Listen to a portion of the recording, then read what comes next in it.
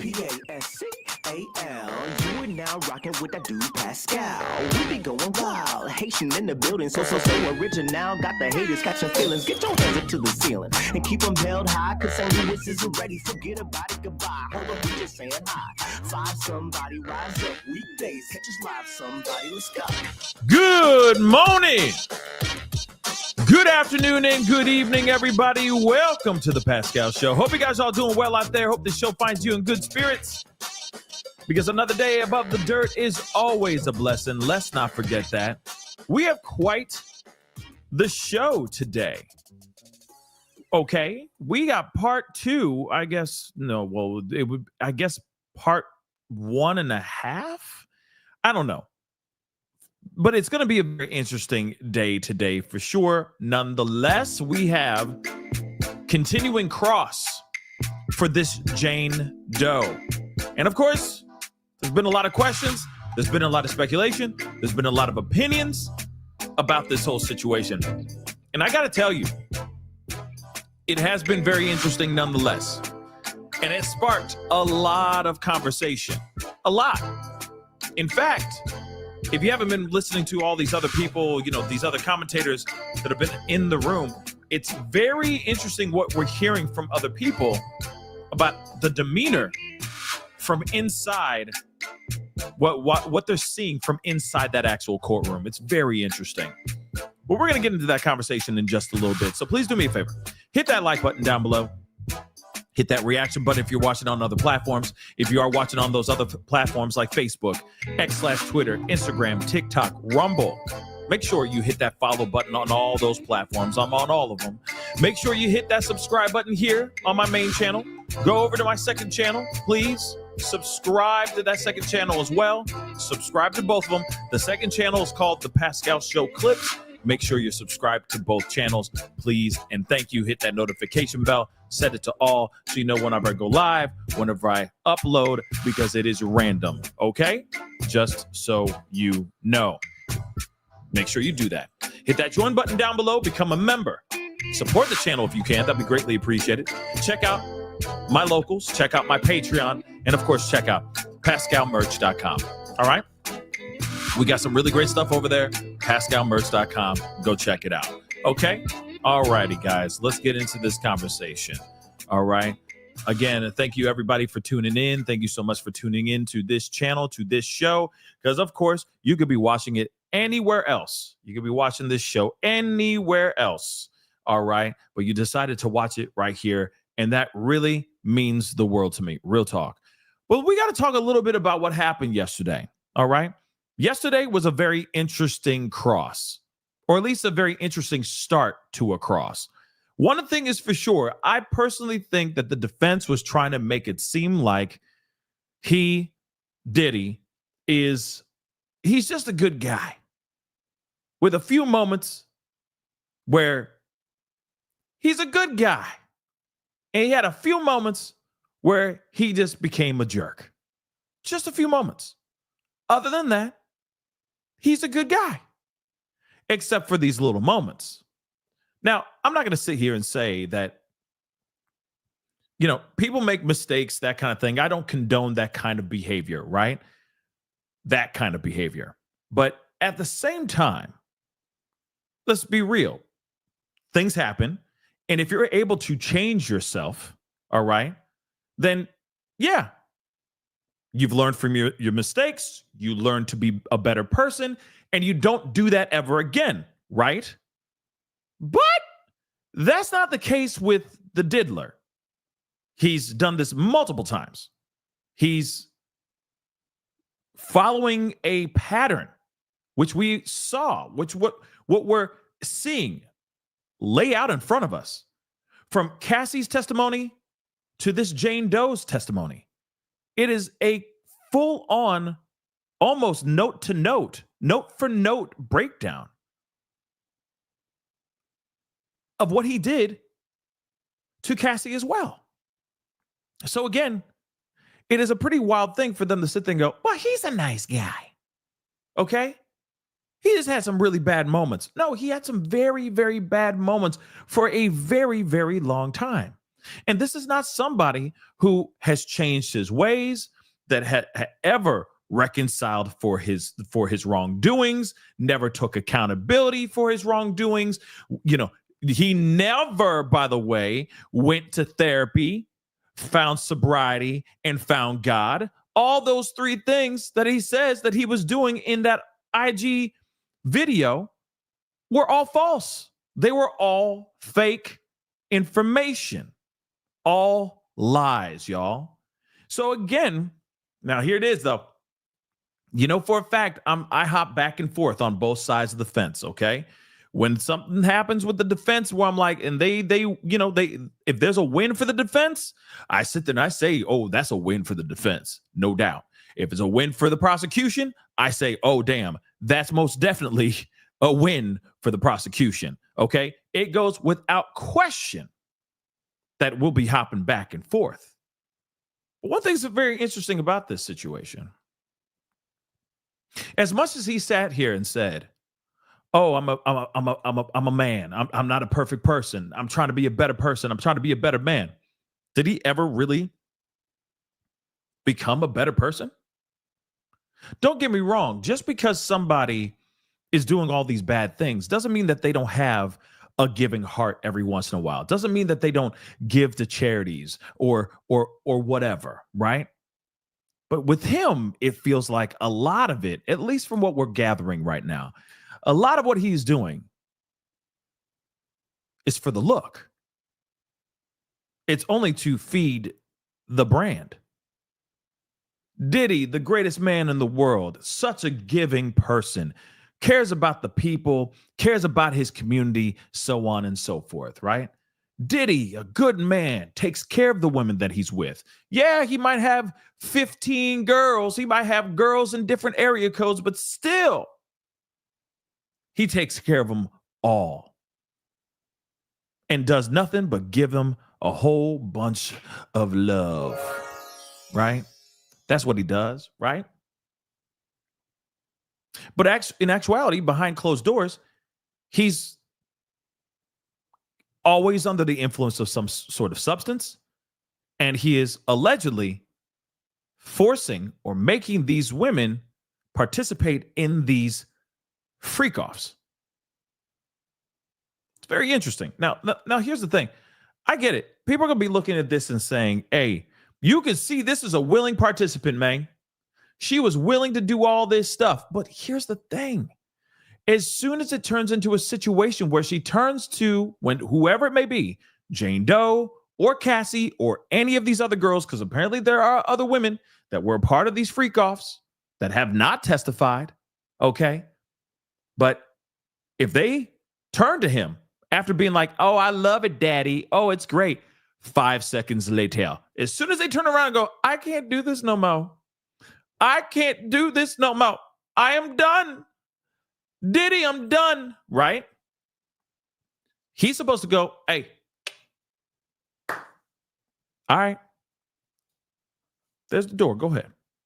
We good. No, we good. We good. I'll just pay this S worker. Go home. Order yourself some Pizza Hut. Get one of those deep dishes, all right? Enjoy a pint of Haagen-Dazs. Catch up on your love and hip-hop. And I'll talk to you tomorrow. That's it. That's what he's supposed to be doing. But that's not the case here. Instead, he goes, you better take this pill and you better go in there and S that D. He would guilt trip these women into doing these things. Or he'd physically make them do it by hurting them, putting his hands on them. But all the while, at least from what prosecution and what we've been hearing from Cassie and Jane Doe, all the while he's sitting here going, oh, but it's all love. It's all love, baby. It's all love. In fact, even the defense said that in their opening statements, that they said, this is all love. Ain't that some crazy stuff? That's how they started this trial. Do you understand that this was all love? This was all love. Now, here's the thing. Comb Comg. I don't know how to pronounce your name. No offense. Okay. But see, here's the other factor. You look at Cassie, who's 19 years old when she met Diddy. And then, of course, she got finessed, right? She got finessed into the situation. And I'm sorry. It's bad. That's really bad. And then you look at the situation with Jane Doe. Jane Doe was 35 in this situation. Okay? Knee deep in S workers. She already had a child with another person, with another successful person that allegedly hates Diddy's guts. All right? They said it in the testimony. Okay? But nonetheless, just because she's 35, already pushed out a kid herself, which clearly shows that she's made some grown decisions, does not deter her from being a victim. It still doesn't change that she could potentially be a victim. Just because of her age, it doesn't matter. It doesn't. There have been plenty of victims that have been SA victims that never got SA'd, never had anything happen to them until their 40s. Sometimes sometimes way later in their life. Doesn't mean that, just because Cassie was 19, therefore that is more tangible. But the fact that this Jane Doe is 35, there's no way. No, she's 35. She grown. No. Sorry, that doesn't play well for me. That card doesn't play well with me. Okay? Yes, I get it that she's 35. Yes, I get that she's made grown decisions, but at the same time, she's in a situation that she got herself into. Let's be real. She painted herself into that corner, and then she tried to get out, and he kept her in that corner, regardless of her age. How she puts herself out there, how she's been saying, what she's been saying out here, she is most definitely coming across as a victim. Now, here's the thing, though. I get it, okay? Her testimony's all over the place. She's still sitting there going, I still love him. I still love Diddy, blah, blah, blah. It's not a great look. I'm going to be real. It's not. Because it's confusing. It's not only just confusing to us. What about the people, the 12 jurors that are in the room taking notes and looking at this stuff, watching everything? They're looking at this too, and I'm sure all of them are like, wait, I'm confused. Wait a second. You say that you're a victim, but you still say you love. What's going on here? How where's the love? Right? Black Eyed Peas, where's the love? I'm confused here. Right? And I get that. Okay? But hopefully, when she's done, things will be laid out a little bit better. But I do think what has been laid out shows a very toxic, very volatile, and very scary situation for any woman. Doesn't matter what age, okay? It really doesn't matter what age.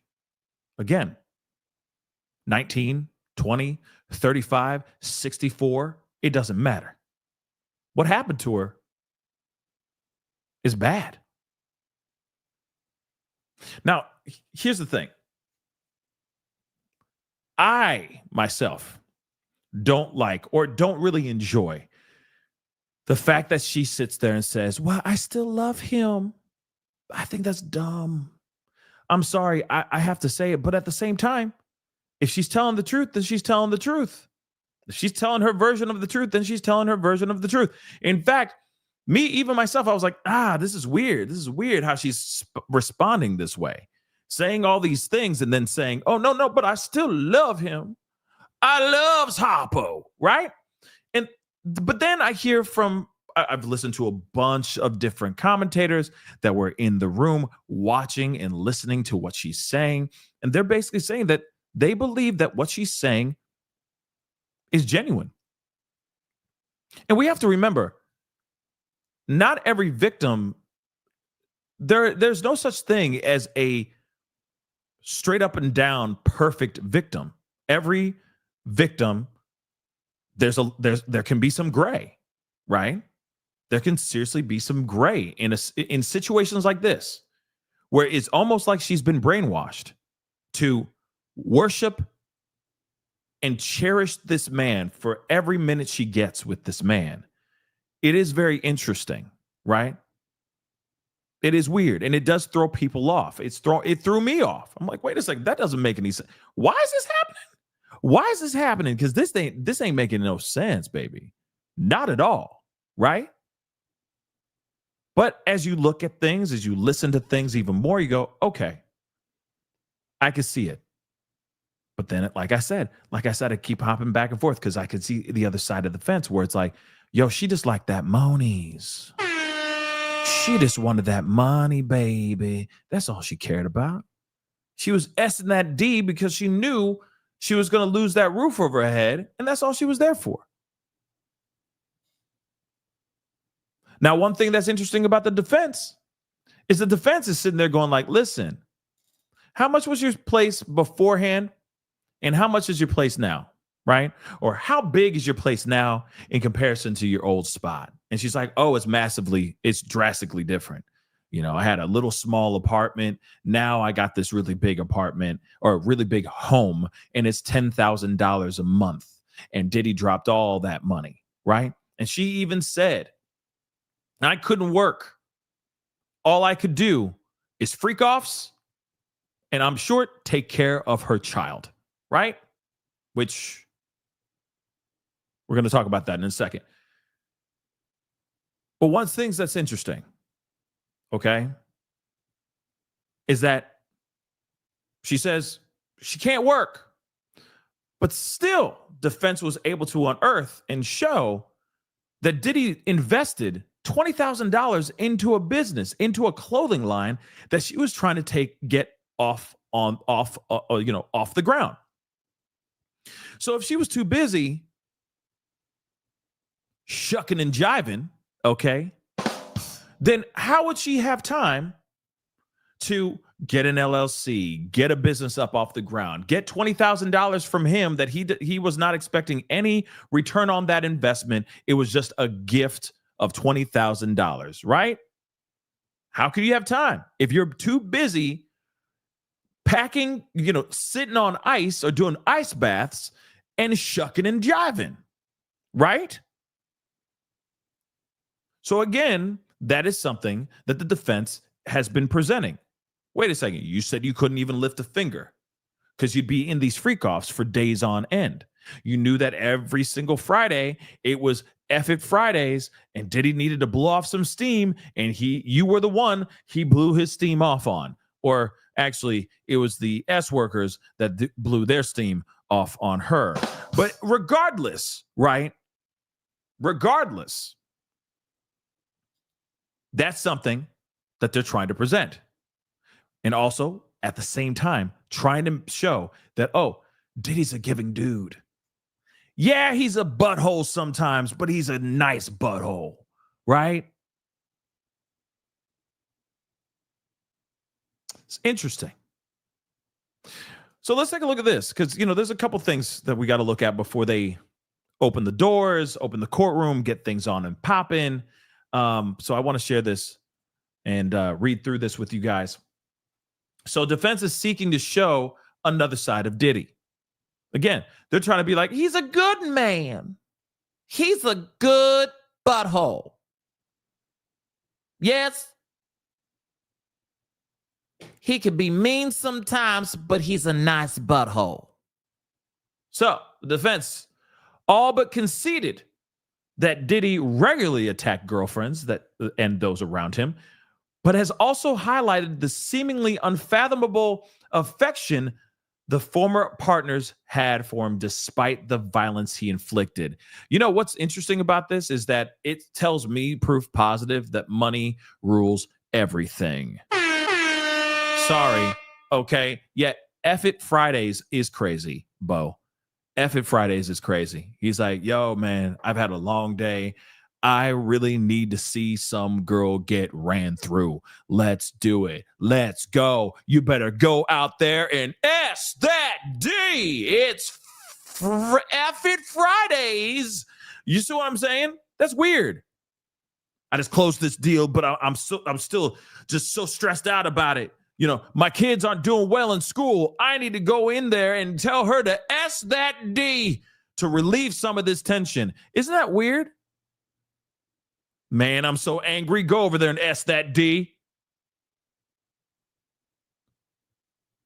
How much do I owe in taxes? You better go out there and S that D. In fact, S 2 of those D's right in front of me, girl.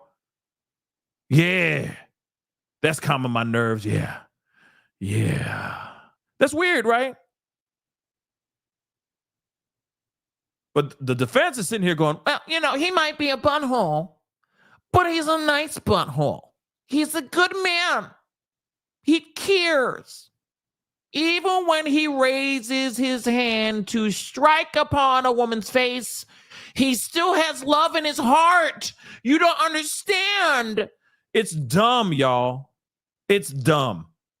Okay? Remember, their opening statements was, quote unquote, it's all about love. This is showcasing nothing but love, y'all. The most insanest thing I have ever heard in an opening statement. Okay?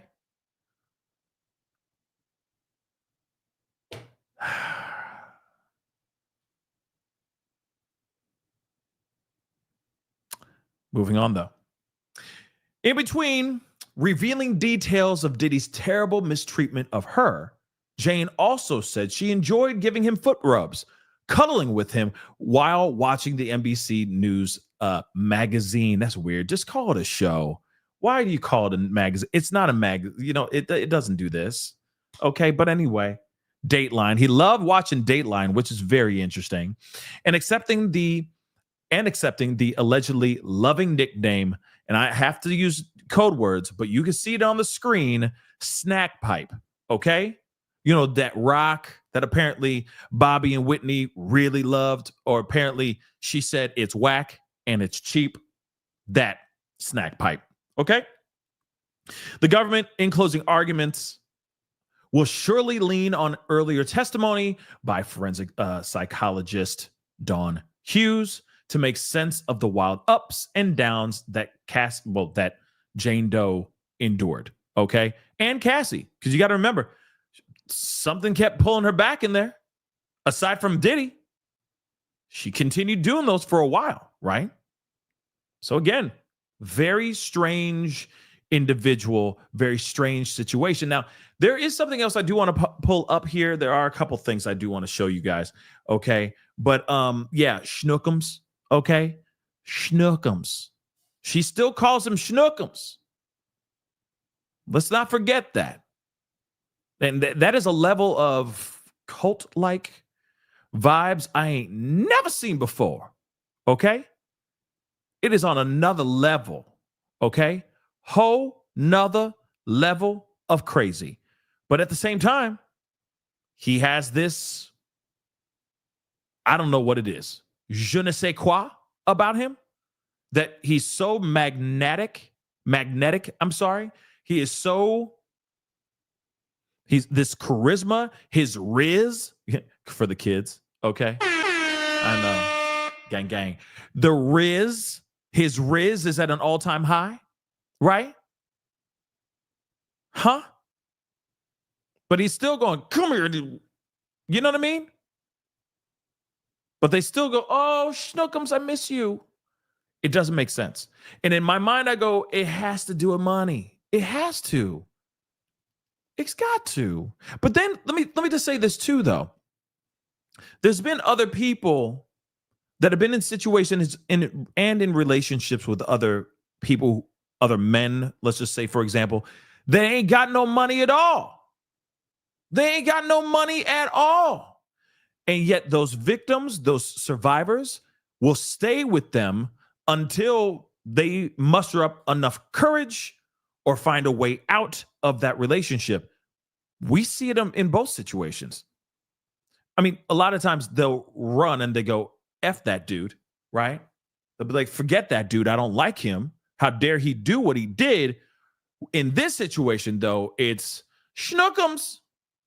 He did all these terrible things to me, but I still love him. There's still a big chunk of my heart that he still has in his hands right now as we speak. Right? It seems a bit weird, but I'm telling you right now, this is a case and a story as old as time. Okay? This is a tale as old as mother-loving time. The only difference is Diddy has a lot of money.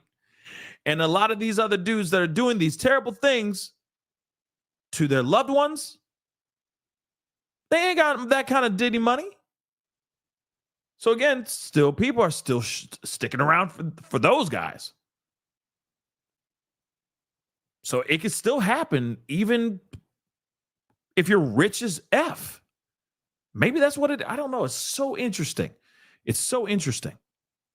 Okay? Yeah. She was, even after that, she goes, we met back up because I missed him. Because I wanted to see my lover. Like I've never, and it's so interesting.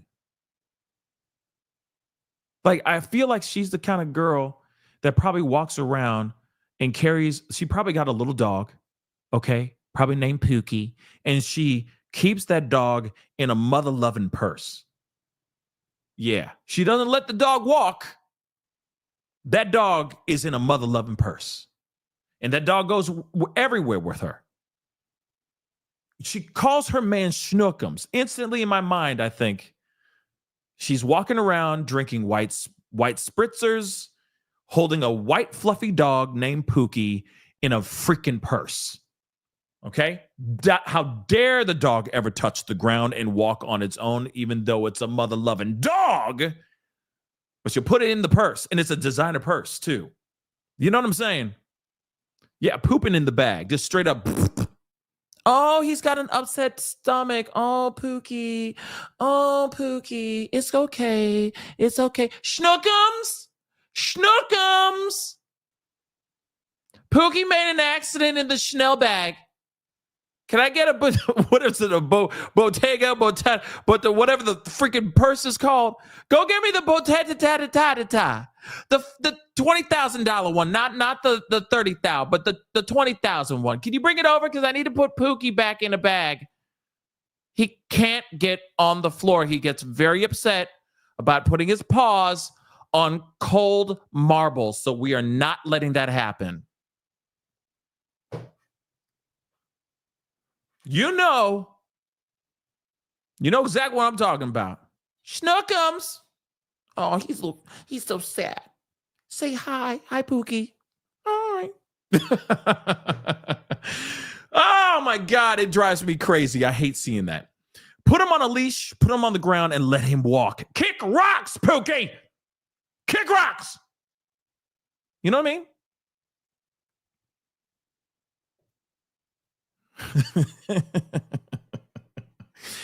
I'm just saying. Sorry. Went off on a tangent there. But anyway, just saying, okay? That stuff, that's that ish I don't like, okay? I can't stand it, all right? But nonetheless, back to the conversation at hand. There's a lot of people, a lot of victims, a lot of survivors that get stuck with a person, and it doesn't matter how much money they got, they're just stuck. So again, I can see both sides, right? It's like, oh, she's here for the money. But then it's like, no, there's people out here that have been absolutely viciously attacked by their loved ones, okay? Absolutely attacked, right? And that guy don't even have 2 pennies to rub together. Real talk. Absolute mess. And these people, men or women, are still with that partner, right? And they sit there and say, I can't get out of this situation. I don't know how to get out of this situation. So again, I can see both sides of the situation. Now, here's something else that's very interesting. Christina Khorram has been consistently been dragged into this mother-loving group chat for sure. Now, if you don't know who Christina Khorram is, or they call her KK, She is also the person that is the chief of staff, or at least former chief of staff. Maybe that says something. I don't know. The fact that she is the former chief of staff might give us some foreshadowing of maybe she's going to be brought in to testify on behalf of the feds, or maybe she's going to come in and testify for Diddy. We don't know. But there has been a new update in regards to the case with her. Okay. And apparently her lawyers have been speaking out, and they're saying that they have not responded to, well, they're not speaking out because they're not responding. I'm sorry. But people have been reaching out to Christina Khorram's attorneys to find out, like, is she coming through? What is she thinking about all the stuff that's going on, right? What are her thoughts? Will she be testifying at all? So Khorram's attorney has not responded to inquiries on whether she will testify. And then CNN has also reached out to Khorram's attorney for a comment regarding the testimony made about her in court. And by the way, it's testimonies, okay? Multiple things have been said about her. Her name keeps on getting brought up over and over and over again, okay? In addition to her being called Combs' co-conspirator by prosecutors. I'm telling you right now, prosecution is setting something up to take her down. I'm telling you right now, they are about to take her mother-loving booty down. Get ready for it. It's going to be absolutely insane when it does happen. But I also will say, I think it depends on how well this plays out, how well this trial plays out. If this trial works and Diddy is locked up and he's found guilty on at least some, if not all, of these charges, they're going to be going after Christina Khorram. KK will be going down for sure if he is found guilty on majority of these charges. Trust. She's going to be in some serious trouble, especially when it comes to the DTing stuff. Okay? Especially when it comes to the DTing stuff. And also, let's not forget the arson. Let's not forget about the arson. Remember that too, because remember,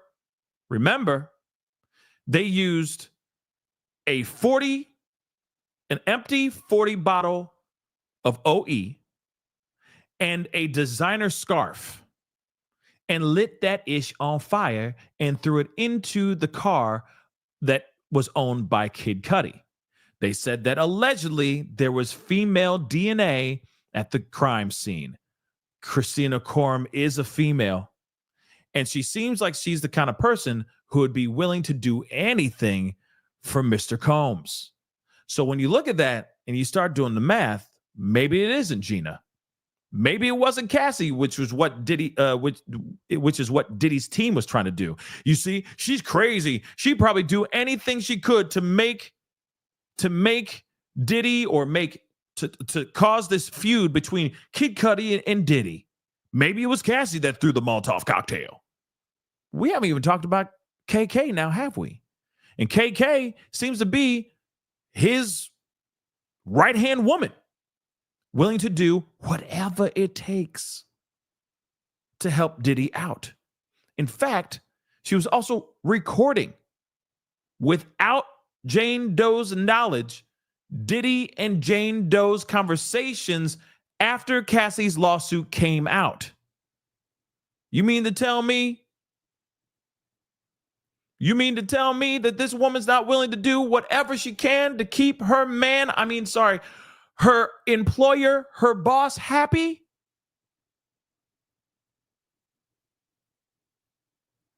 Just saying. Let's take a look at this, though. Let's continue.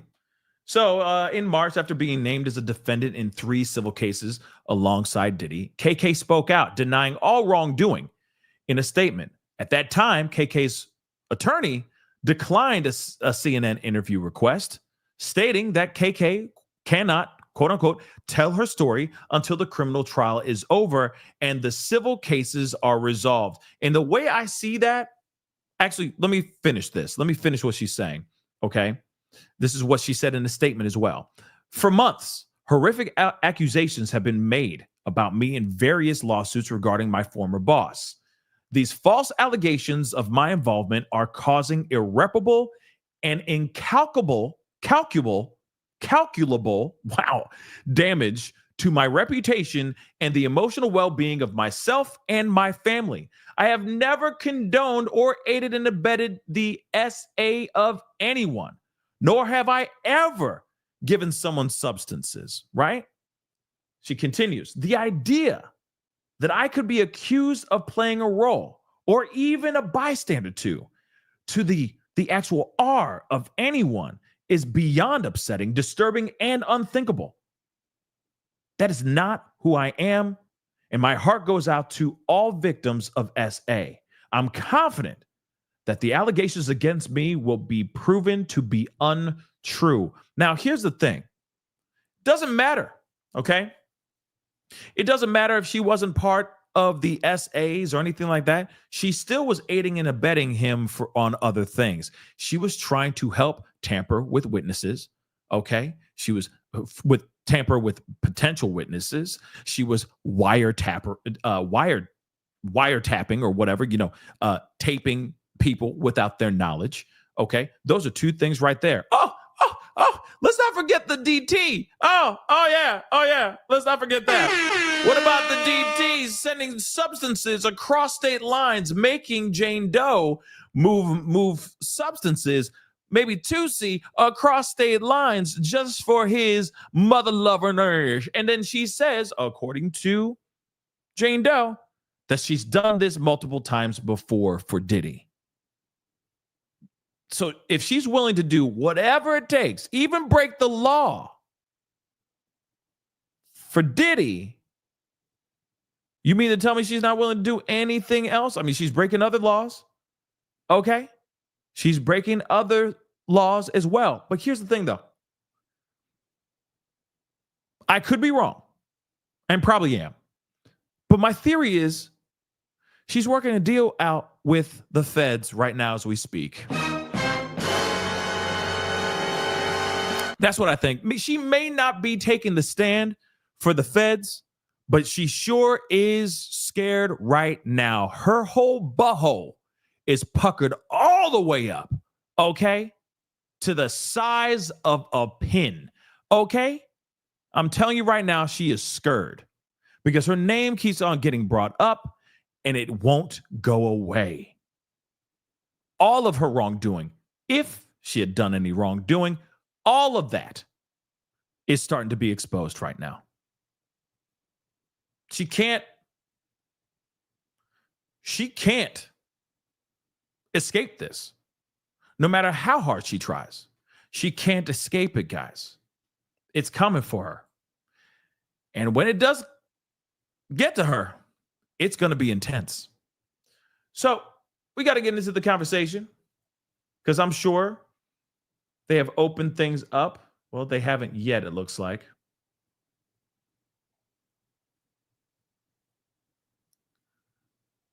But let me show you guys something.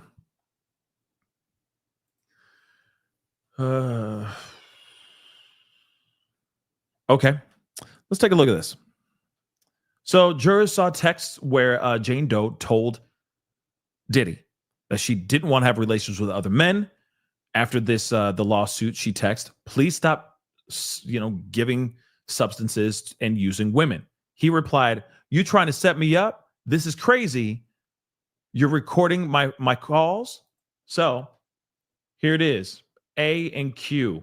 Okay. I seen it on December 7th, 2023. Question.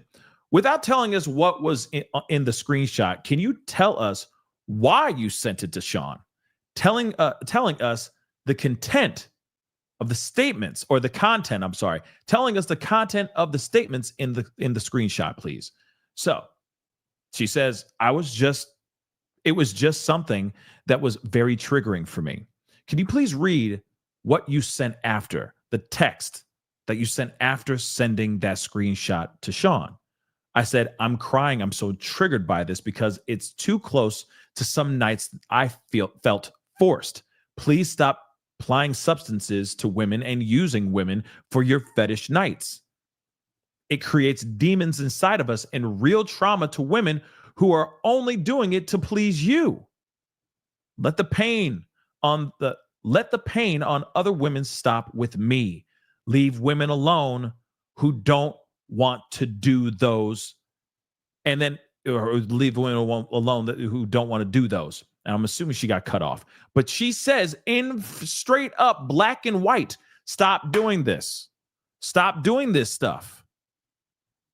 Like, of course, the transcripts are massively different than what we're hearing in the, short formed transcripts. But the transcripts that we're getting are still fantastic work. Okay. The live tweets, the live posts are fantastic. But of course, there's a lot more in these transcripts, and they say so much more here, right? She says verbatim, stop doing this. Stop it with me. Have all this stop. Just stop it. Okay. We're doing all these things and we're leaving with serious trauma just to keep your ass happy. Please stop it. Right? So then they say, please read the last two sentences of the text, please.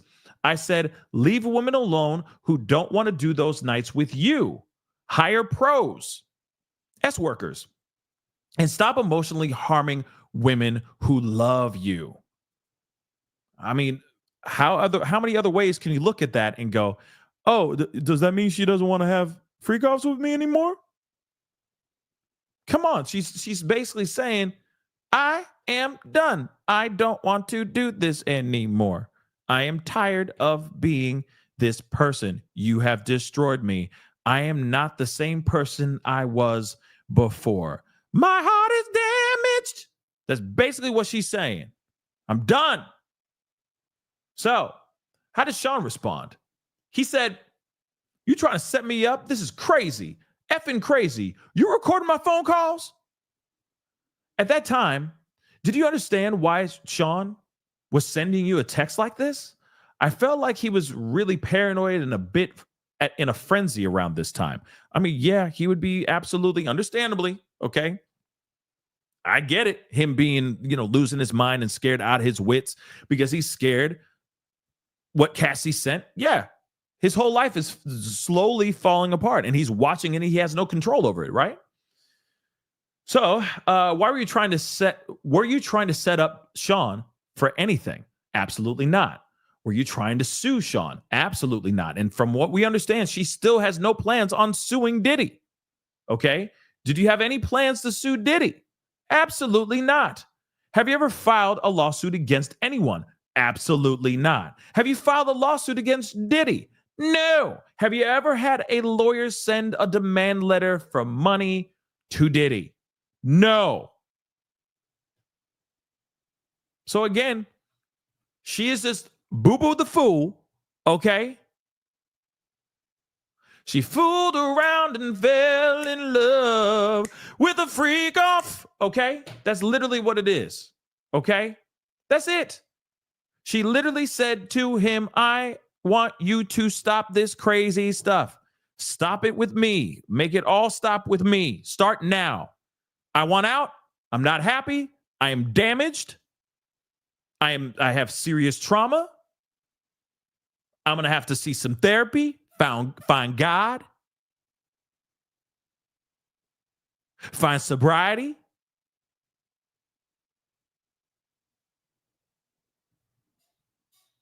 But she still loved him, which is wild because she's like, okay, stop being an animal. Okay, I know you a beast, but this beauty needs not a beast. See, she was still willing to be like, hey, if you just tug on the reins just a little bit and slow this down entirely, we can still do this because I loves you, schnookums. That's literally what is going on. She's like, stop it with all this stuff. And you know for a fact, as soon as she saw him slowing it down, she would have been like, okay, now let's go to let's go and get some coffee at the local cafe and let's start again. She's not going to try to lose this relationship with him, okay? But she's like, I can live a life without any more baby oil. Real talk. No more baby oil. Let it all go, baby. Let it go. Let it flow. Honestly, she has been waiting to exhale this entire time. Literally. She's been waiting to exhale this entire mother-loving time. And what has happened so far? Nothing. Now she's on the stand going, surprise! Hi, Schnookums. I'm on the other team. Hi. But I still love you, hearts. Hearts, don't forget, first of the month already came and went. You know, rent is still due, but still love you. I'm right here. Love you. Right? So let's see if there's any new updates.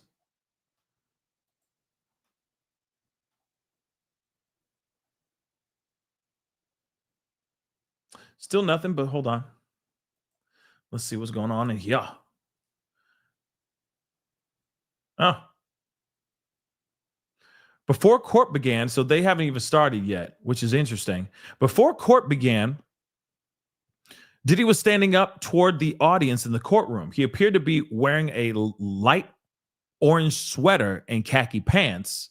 Oh, so he's going with a fall look. I like, very Halloweenish. All right. But, we are in June, last I checked. And seemed to be mouthing words to someone in the courtroom. He was probably saying, that's probably what he was doing. Get me out of here.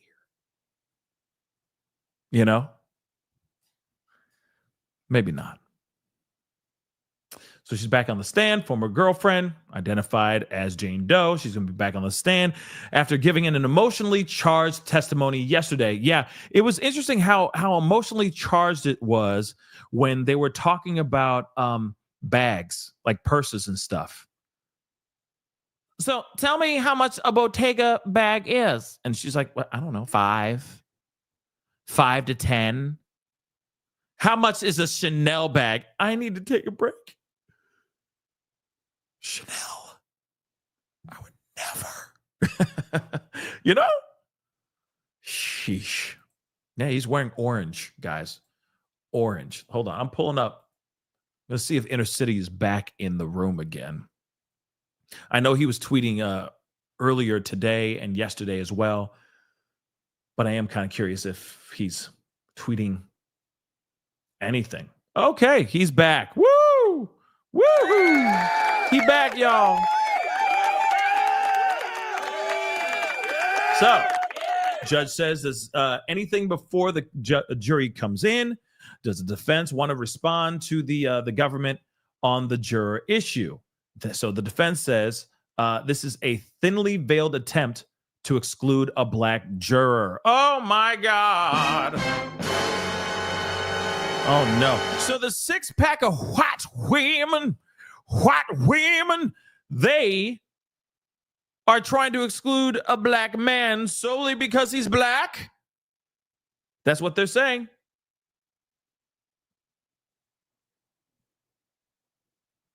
Prosecution says, we looked at the record and found a lack of candor. So, judge says, we'll deal with it before the weekend. Are the jurors ready? And then someone says, no. It says, well, then we'll take 10 minutes. So they're on a break before they even started. Okay? So waiting for the jurors. Diddy is reading something, talking to Agnifilo on the side. So Shapiro 1 seat away. About the juror the U.S. wants to remove. Still waiting for jury. So some of them could have been late because they're not sequestered. So they're all coming from all places of New York. So you never know. The 6 train could have been, packed today. You know what I'm saying? Continuing on. They're finally in there. So, all rise. So, Mrs. Garagos, or Miss Garagos, I'm sorry. You may proceed. So, remember, this is Mark Garagos' daughter, Tenny Garagos. She is doing the cross. All right? I was to admit this exhibit under seal. Can you read that, Jane? So, messages from December of 2021 between yourself and Cabral after a hotel night. She says, yeah, I can read that. So you had a pretty intense night, right? Yeah. He says to you, you were talking so dirty to me. I loved it. Yes. I'm being friendly here. After your hotel night, you saw him with Gina, right? Yes, I did. Then Cabral wrote to you that he would be in LA and his stay, I guess he wants to see you if you wanted. Yeah. So what did you say? It's my birthday weekend and I guess it's my birthday weekend and you don't show me no love. So I'm assuming Cabral hit her up being like, yo, I'm going to be in LA. Sup? And then, of course, she's texting Diddy, I'm assuming, basically saying, it's my birthday weekend. And how dare you not spend it with me and show some love by spending time with me? Maybe that's what it is, right? Because, again, it's my birthday weekend and you don't show me no love. To me, seems like something that she would be saying to Diddy, not to Cabral, you know? But let me see if there's anything here.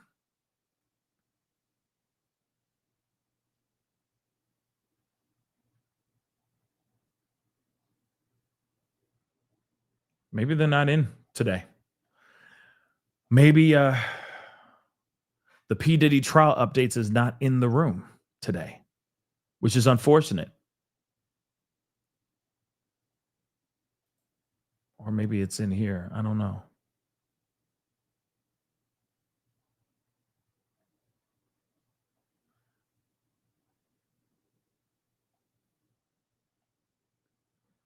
Yeah, I guess she's not in the room this time.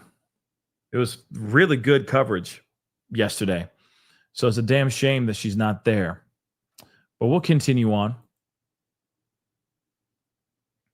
Government seeking to remove a juror. Okay. And again, like I said, the defense is basically saying, you're trying to get rid of him because he's black.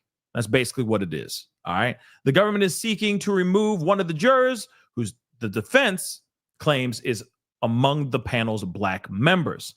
It's not clear exactly what's driving the prosecution's bid, aside from lack of candor to seek the juror's removal. Now, we heard that the juror, apparently this particular juror was like snickering and making jokes and all that stuff.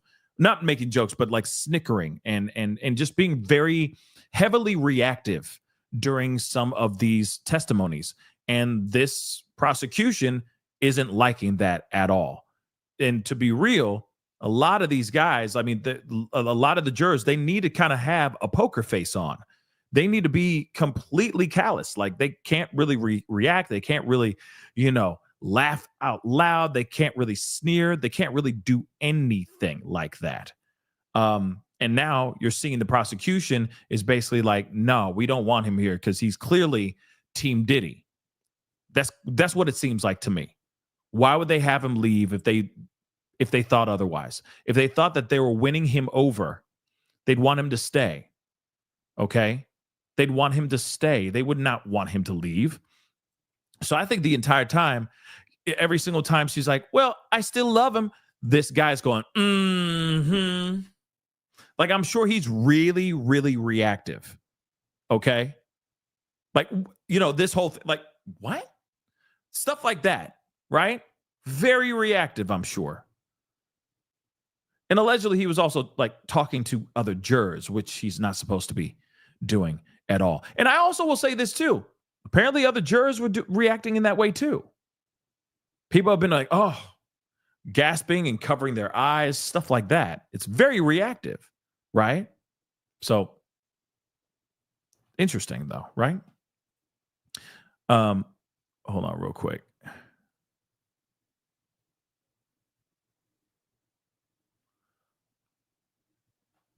Let me grab some of these. Showing love from my second account. And Jasmine, thank you so much. I appreciate it. Thank you so much for being a member for the past 8 months. I really do appreciate it. And also, I forgot. Let me take care of something real quick before the chaos ensues. And so, Tipsy, I'm going to upgrade you for a second here, but this is just for today's show, okay? Give me a second. I got to remove you, and then I'm going to put you back on. So don't freak out, okay? Just give me a second. All right. Boom. Should be, yep. So just for this show, okay? Managing moderator, okay? Tipsy. But like I said, don't add no moderators. Don't add no new people. Nothing like that. We're going to have problems if that happens, okay? I say that with all the love in my heart, all right? Don't add nobody. Don't subtract anybody. Nothing, okay? Don't need the drama. I want to just do the show without any drama, okay? Don't add nobody. Don't subtract nobody. Just monitor, slow down the chat if it gets crazy, if you need to, and all that. That'll be greatly appreciated. Thank you, okay? But it's just for today's show, all right? Okay, moving on. Let us continue, all right? Let me get another super chat here, though. Ivy, thank you so much. I appreciate it. Thank you so much. The funniest commentary on this case, hands downs. Thank you so much. I appreciate it. Thank you so much for the love. I appreciate it. Thank you. And I'm going to get to the other ones here in just a little bit, okay? But let us continue on, okay? No, Tipsy, I appreciate all y'all. Seriously, for all the mods, I appreciate it, okay? I do. You guys are all awesome, okay? I appreciate your help. I appreciate what you guys are doing, okay? So if it does get crazy out there, you know what to do. Those are just my simple asks, okay? Okay, so, man, I don't even touch Discord really that much anymore, Debbie. When I get time, I'll look into it, okay? I will look into that for sure, but not right now and probably not today. Too busy, okay? But let us continue on. All right. So it is not clear exactly what's driving the prosecution bid aside from the lack of candor, which we just talked about. We were very reluctant to put in this letter. It appears to be a lack of candor with the court that raises serious issues with us. And this is what the prosecution said in court today. We did not want to do this. We were compelled to do that. So again, this person clearly, all right, is giving off the vibe like he is Team Diddy. It's clear like, oh, snap. Like, you know what I mean? She's saying something. He's like, oh, snap. He ain't guilty. That's probably what you know what I mean? So blatant. You can see it from space. His reactions. It's got to be. Why would it be anything other than that? Right? Doesn't matter if he smells weird or anything like that. That's not the reason why he's there, right? He's just there to hear the case. But he clearly is Team Diddy. That's all it is. And then, of course, the defense is like, oh, no, don't let him go. And then they go with the excuse of, oh, it's because he's black, you know? But here's the thing, though. I'm going to say this. We don't know who the alternates are. Let me repeat that again. We don't know who the alternates are. The alternates could also be a whole bunch of people of color. So they might let him go and then plop in, you know, a person of color. Female. You never know. Or male. But you never know, right? So we'll see what happens. But they're trying to use that excuse. They're throwing the race card. Because, like, don't you see the 6-pack of white women are trying to they're trying to whitewash the jury. Right? So, but if the government, so this Shapiro's basically saying he's opposed to the removing of this particular person who is black and wants a chance to respond to the prosecution's request. But if the government is going to put in a letter, you know, we'd like the opportunity to be heard either in writing or tomorrow morning, according to a transcript of Shapiro's discussion with the judge and the government on Tuesday. So I guess we're going to find out at some point, either today or tomorrow, if that particular person is getting kicked the F out. We will see. Let us continue, though. So Cabral wrote a message to Jane Doe after their freak off. Apparently, it went well. Okay. So much that he was like, I like the way you talk dirty to me. It was fire, right? He says, I'm going to be in LA. So if you want to, you want to meet up and do whatever, let me know. That's what she was asking, what the defense is asking. So Garagos says, what did you say? So clearly this is something to Diddy. It's my birthday weekend and you don't show me no love. After her bumping uglies with a litany of dudes, okay? A litany of hogs, right? So defense says, then you asked him to send you a personal video, right? Yes, I did. That night you saw the Italian entertainer who will call the entertainer. Yes. And Sean had taken up with Young Miami. Wait, hold on.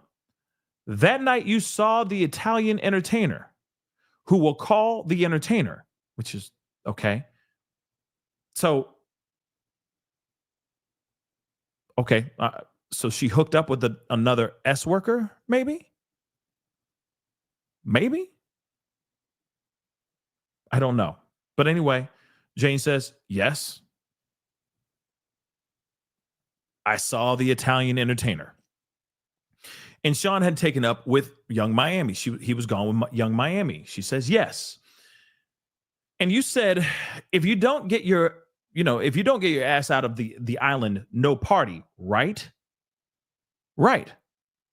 Sean wrote you a note that you said meant the world to you.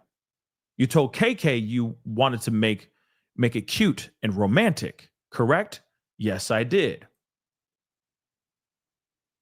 The Valentine's Day hotel night, having two men there, was that your idea?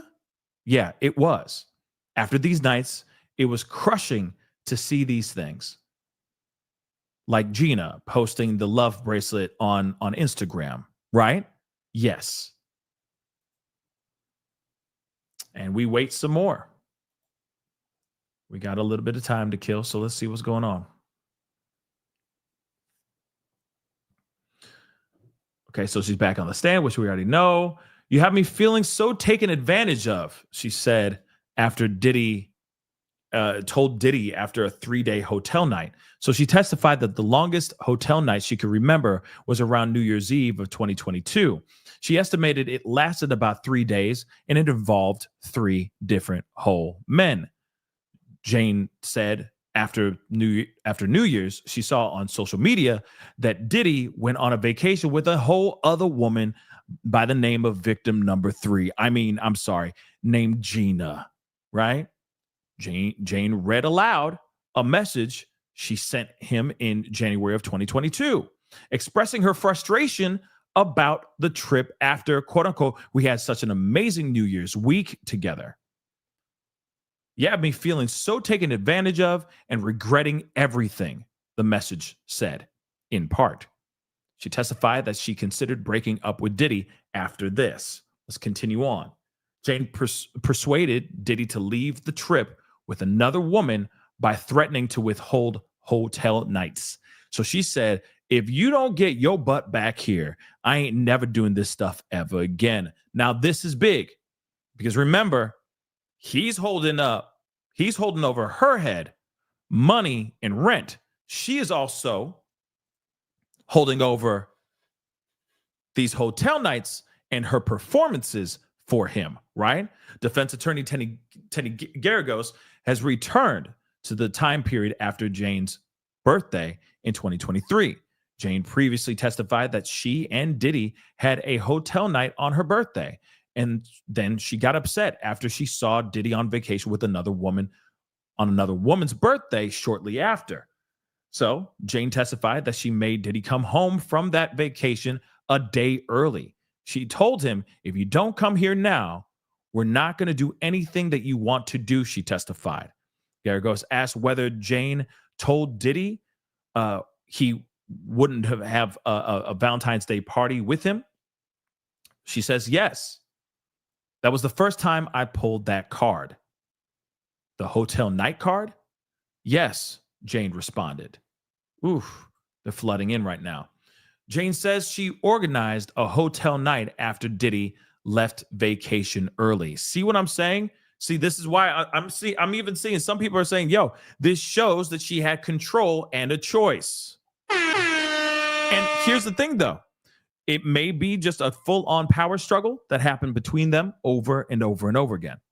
That she was just like, I ain't giving you none of this stussy if you ain't going to get on a plane right now and fly your musky, stanky ass right over here. You ain't going to see no more of these performances. The last one you saw was the last one you're ever going to see me do, unless you get on a flight right now and get your butt here right now. And what did he do? He did that, right? So she confirmed that she planned a hotel night on Valentine's Day that year after Diddy left the vacation he was on with another woman early. She said she decorated the hotel room with rose petals and planned to have 2 entertainers.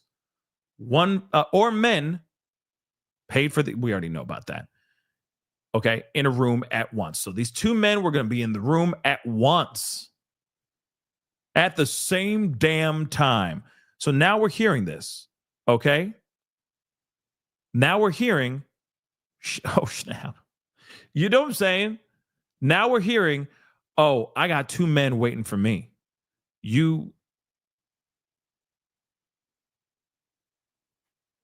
Block, what is this blackmail? I'll read that in a second. I didn't block you, bro. Actually, I'll just read it right now. Block me all you want. I have 50 pages. I ain't blocking you, bro. Okay. So I don't know what that's all about. But moving on. Okay.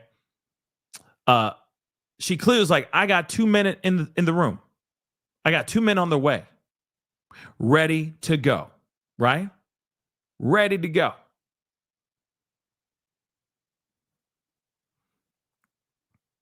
And what did he do? Jump on a plane and flew out there. So she was doing 2 men at the same time. We didn't hear that yet. We only heard that it would be one guy after another, after the other, after another. It wouldn't be 2 guys at the same time. Right?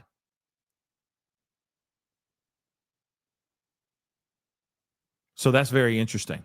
And I could see this is why people are like, yo, like I could see on the other side of the fence, people sitting there going, see, she was doing dirty and she was fine with it. And she had leverage. She had control over the situation as well. She was a willing participant.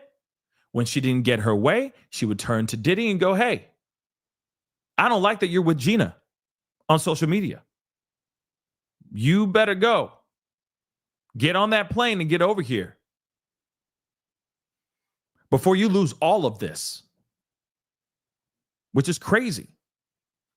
Okay? Which is crazy. Ivy4, thank you so much for the love. Pascal's wild out today. Yeah, we're just having a little bit of fun. Okay? Nicole, thank you so much for the super chat. Yep, addiction is a very serious thing. Yes, it really is. It really, really, really, really is. Okay? Tim D, thank you so much for the love. After you lied about the juror being removed yesterday, I can't trust what you're saying. No, because it was still a conversation that they were having. But thanks so much for that super chat, I guess. Donna, thank you so much for becoming a member. And Charlene, welcome to the family. Both of you guys, thank you so much for becoming a member. I appreciate it. Appreciate it. Thank you so very much. Okay. Thank you so much. Marissa, thank you so much. Been there, done that. She seems love, grow up. She seems love, grow up. I don't know what seems. Oh, she needs love, grow up. Yeah, I mean, thank you again. I think that's the whole thing. People are going to, fight over the fact that, she clearly was a grown woman making these decisions for herself. This wasn't some naive young girl that doesn't know anything, is, bright-eyed and bushy-tailed in the industry, and finds herself in a relationship with an extremely powerful man. She had already been in relationships with other extremely powerful men as well. Let's not forget that too, right? So, or at least one other successful man. Okay. So that will be the argument that a lot of people are going to be saying and showing in this trial. This is the reason why, and this is exactly what the defense is going to try to do, which is show the gray, that it's not so black and white. And they're going to make a sandbox out of the gray. And that's exactly what they're doing. Oh, you don't see her sending him a text message saying, get your butt over here, because if you don't, you're not going to see me perform with two men at the same time. I mean, let's be real. She's saying these things, right? She's saying these things. So it's clear as day. It's clear that she was a willing participant, at least in some of these situations. At least in some. Shoot, maybe most. You never know. But this is exactly what the defense is trying to play. All right, that's the card that they're going to be putting out.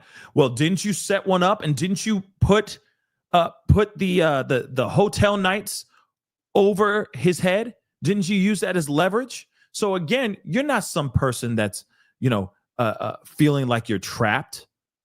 You had power, and you exacted that power by hooking up and setting up these hotel nights. That's it, right? So I can see both sides of the situation here. There's a lot of gray. So it was, after those nights, it was crushing to see these things. Like Gina posting the love bracelet on Instagram, right? Yes, it was. Here, you're planning to reach out to Diddy and perhaps reach out to the actual Italian. I was still doing that then. He says, can you FaceTime? I said, yeah. Yeah, that's what he said. 10 days later, you had another hotel night, correct? Maybe. Let me refresh your recollection of seeing Diddy and not having. Let me refresh your recollection of seeing Diddy and not having a hotel night with him. It certainly did. I don't know. See these. Oh, that drives me crazy. But we're going to continue on. It certainly did. No hotel nights until the end of June? Maybe. Maybe? What's maybe? Huh? Maybe were you planning to reach out to Diddy and perhaps reach out to the Italian? I was still doing that then. No, it's this here. Here you were planning to reach out to Sean and perhaps the Italian, right? I was still doing that then. He says, can you FaceTime? Yes, that's what he said. 10 days later, you had a hotel night. Maybe. That's weird. Let me refresh your recollection. I don't know. Did you not have? I don't know what that is. I don't know what this sentence is. That's a weird one. But anyway, let me refresh your recollection of seeing Diddy and not having a hotel night with him. It certainly did. No hotel nights until the end of June? Maybe. That just makes no sense. That sentence makes no sense. And then somebody underneath said, maybe has entered the chat. Oh boy, rough day indeed. Yeah, maybe is a weird response.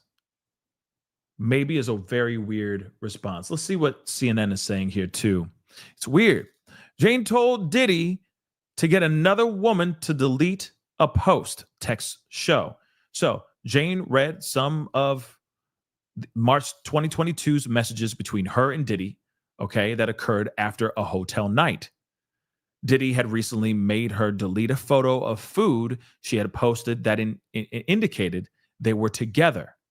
And then she saw Gina post a photo wearing a necklace that matched a bracelet Diddy had gifted her previously. Oh my God, he did that?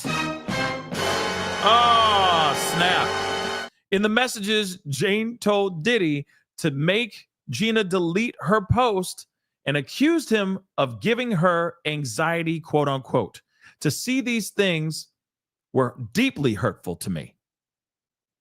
So he gives her a bracelet with the love bracelet on, right? Remember, he gave her this love bracelet, okay?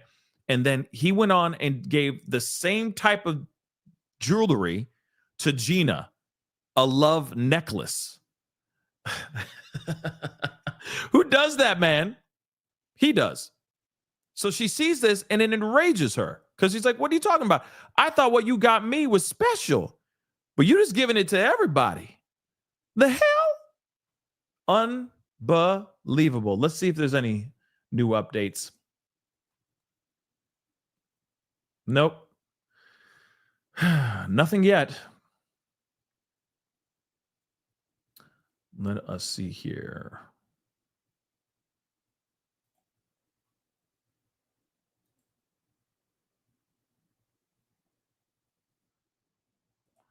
Let's see what they got here. Washington Post.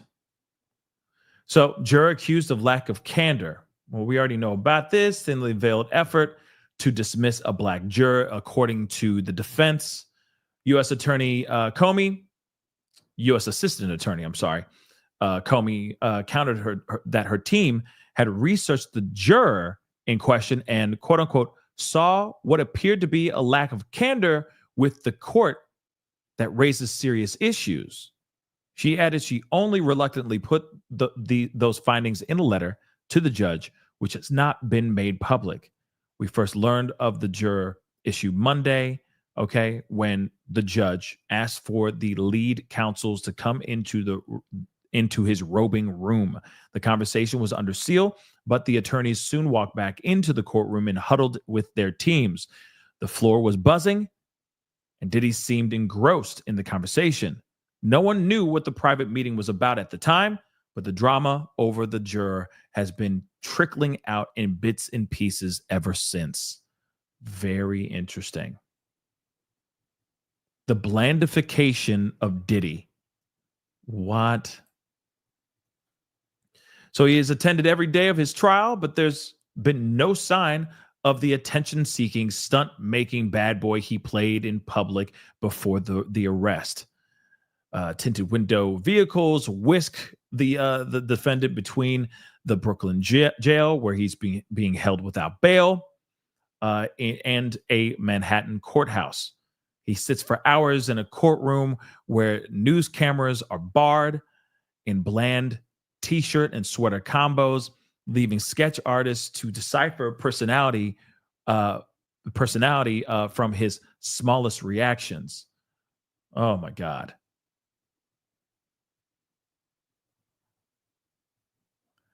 There was a note here. I think it's on USA Today.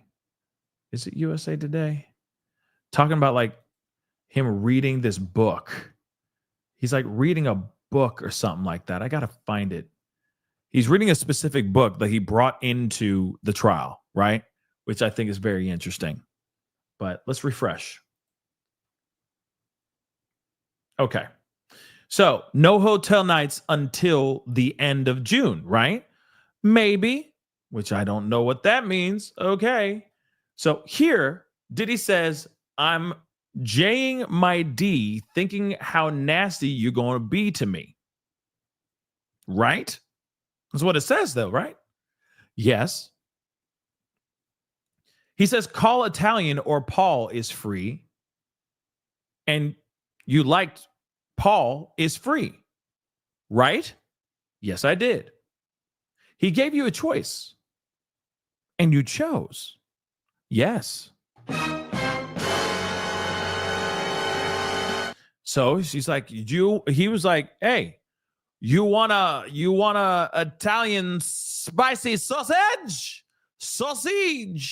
or do you just want Paul? You got either one.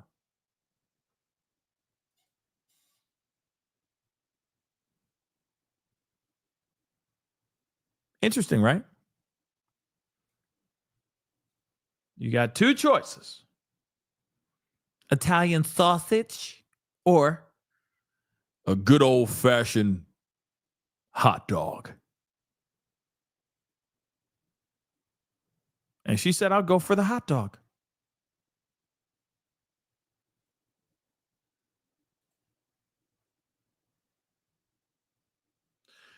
He responds, I told Paul 11 p.m. Is that okay? And let's watch some spicy videos first, right? Yeah, he did say that. He says, London hotel. What would you get? I would get the Scrippa shoes, shorts, maybe whips. Whips? Somebody said whips? Yeah, maybe whips. Why? So much sauce. So much zestiness going on. Whips. Yeah, Paul was definitely one of her favorites. Sly is one of her favorites as well. Let's not forget that. Okay.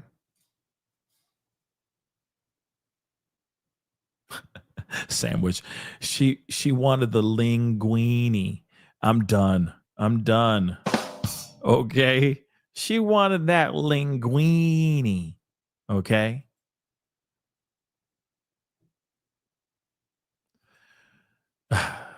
Livy P, I mean, like a real job, got up and got dressed for work. Yeah. I mean, that's basically what she said. She said this whole thing was like a job for her, right? She got into her regular uniform. That's what she said. She would get into a regular uniform of clothing. And I keep wondering, like, how long do these outfits last for? Think about that for a second. Because you know for a fact, like we talked about before, you know, she's getting destroyed, right? For hours and days on end. Okay. Those outfits probably don't last very long. You know, those lingerie outfits, they're not like made to last. So I keep wondering, is she like just ordering the same thing? Is she ordering the same BS over and over and over and over again? You know? Does she just have a stockpile of the same outfits just off to the side, just in case one tears? Because you know for a fact, some of these things got super aggressive, especially when they're under the influence like this, right? So Jane told Diddy, not really in the mood for that. So she confirmed that she and Diddy went about 2 months without having any hotel nights in the spring of 2022, despite spending time together several days during that period. So they still had some times where they were together one-on-one, okay, where there was no freak offs, there were no hotel nights, right? So on June 19th that year, Diddy suggested he and Jane should have a hotel night. She responded, not really in the mood for that part. Don't want to make you mad. Diddy said, all good, and suggested a role play scenario instead. She testified that they had a quote unquote movie night, watching past hotel night footage and spicy videos. Like I said, they're doing a whole breakdown, watching all that stuff and doing the hibbity-dibbity, right? Spending that special time with each other, that one-on-one time, one-on-one with a video playing in the background of her getting destroyed. Let's go back and see if there's more updates. Okay. Stripper shoes, shorts, maybe whips. Why shorts? I was really turned off by shorts. I was really turned off by their shorts. I'm sorry. So I got other shorts for them. It was not so fun to wait for them to be, you know, ready, alert, if you get what I'm saying. I started to get things. I started to get things on the side. So I started to get things on the side so they could get excited. I got pills at the stores, rhino pills. Yeah, I'm like, what? Now I gotta know. And see, this is weird. This is messing up my Google. But I'm gonna be like, rhino pills. No, I don't want to know if they're near me. I don't need them. So often marketed as enhancement for male enhancement products. Okay. They are widely available, but come with serious risks and dangers. Here's why you should be cautious about rhino pills. Okay. Hidden substances in the actual pills. Okay. So these products have been found to contain undeclared ingredients. I'm not going to get into all the random chemical names because, yeah, there's a bunch of them. Okay. Dangerous interactions. So these two of them, sildenafil and tadalafil, okay, can dangerously lower blood pressure, especially when combined with nitrates found in some prescription substances taken by individuals with diabetes, high blood pressure, high cholesterol, or heart disease. Potential for ODing on this stuff. It is unregulated and untested.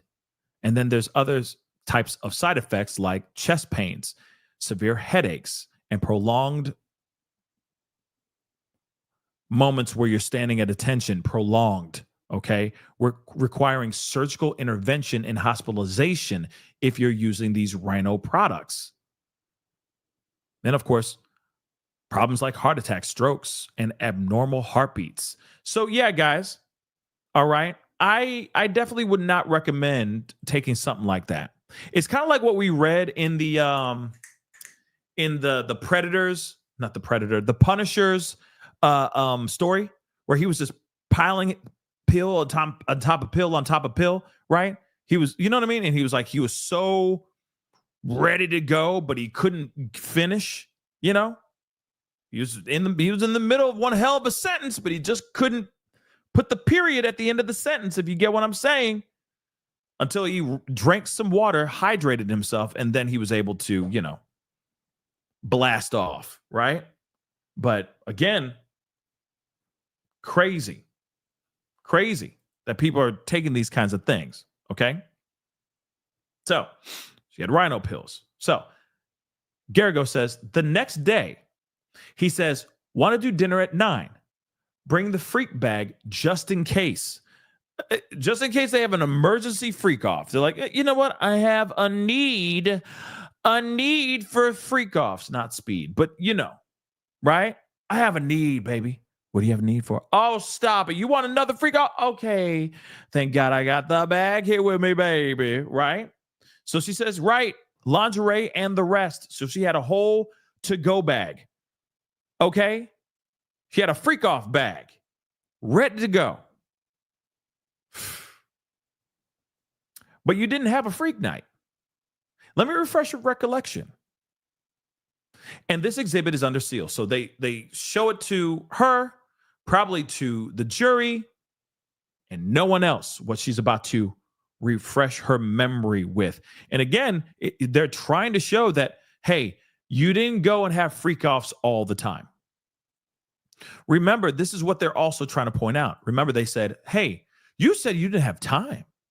You were too busy in lingerie and in 7-inch heels, scribble heels to be working at all. You were too busy doing all this stuff, were you not? But it looks like there was a whole couple months where you went without even seeing someone else's ding-a-ling except for Diddy's.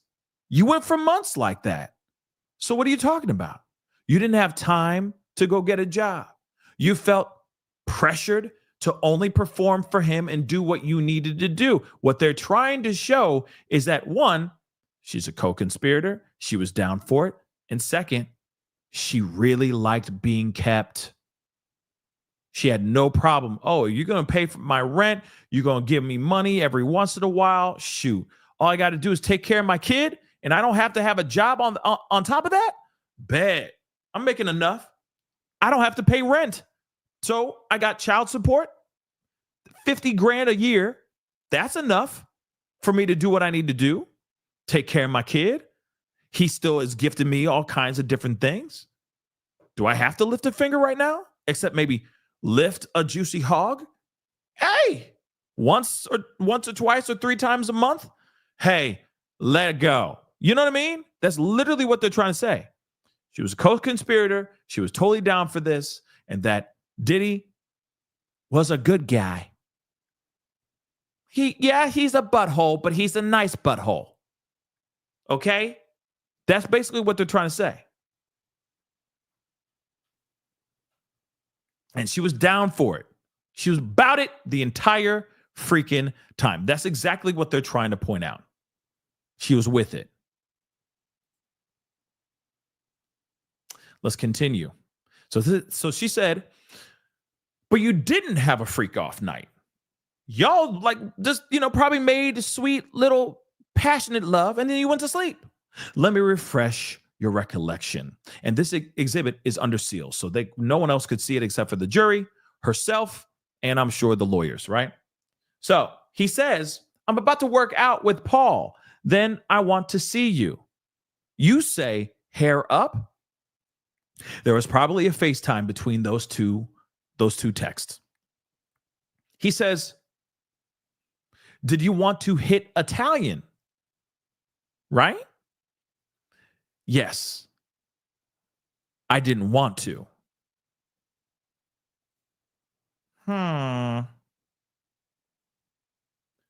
Diddy says, Paul is all we need. And you say, LOL. What else did you say? I'll go to the store unless you get a head start. What did you mean by that? Go to the hotel ahead of me. But then you spent several days at his home. His home. She responds, maybe. Again. Eesh. Maybe. Maybe I did, maybe I didn't. Let's see what's going on here. More explanations, please. Jane testifies she initiated some freak-offs with Diddy. So, defense lawyers have presented exhibits in court suggesting Jane initiated some of the freak-offs with Diddy at a hotel. Lawyers entered it as evidence photos of a room with rose petals and balloons decorated by Jane. Asked if she suggested a hotel night with 2 other men at the same damn time, Jane answers yes. Notice, prosecution never brought this up. She said, hey, you better get your ass back here because I got 2 men that are about to run through me. You better show up or you ain't never seen these kind of freak-offs ever again. And what did he do? He hopped on a plane and he's like, man, this is the event of the night. This is the event of the month. I better get out there. He hopped in a plane, went out there, and she did what she did. The prosecution never mentioned this, guys. She willingly put this together. 2 men at the same damn time. 2 of them. That's a big difference. If she was, and again, this is going to be something that people are going to say on the opposite side of the free Diddyers, okay? The free diddlers are going to sit here and say, well, if she was so sad and could not deal with the idea of S and any other person's D except for diddler, why would she set up a freak-off night with 2 men at the same damn time? Hey, yeah, 3 if you count Diddy as well. But I'm just saying, look at that, right? So there's going to be that argument now. That's what they're trying to plant into the jury's head. See what I'm saying? So again, like I said, some of y'all like, you're so biased. Man, you so biased, bro. You biased as hell. I see your bias. Your bias is showing itself. I'm trying to show to you guys what the prosecution's showing and what the defense is showing. And right now, the defense is showing, hey, she could have been a willing participant in this situation. Here is the gray. It's not so black and white, everybody. Here's a whole lot of gray, and now they're just playing all up in it, right? They're making sandcastles in the damn sea of mother-loving gray, okay?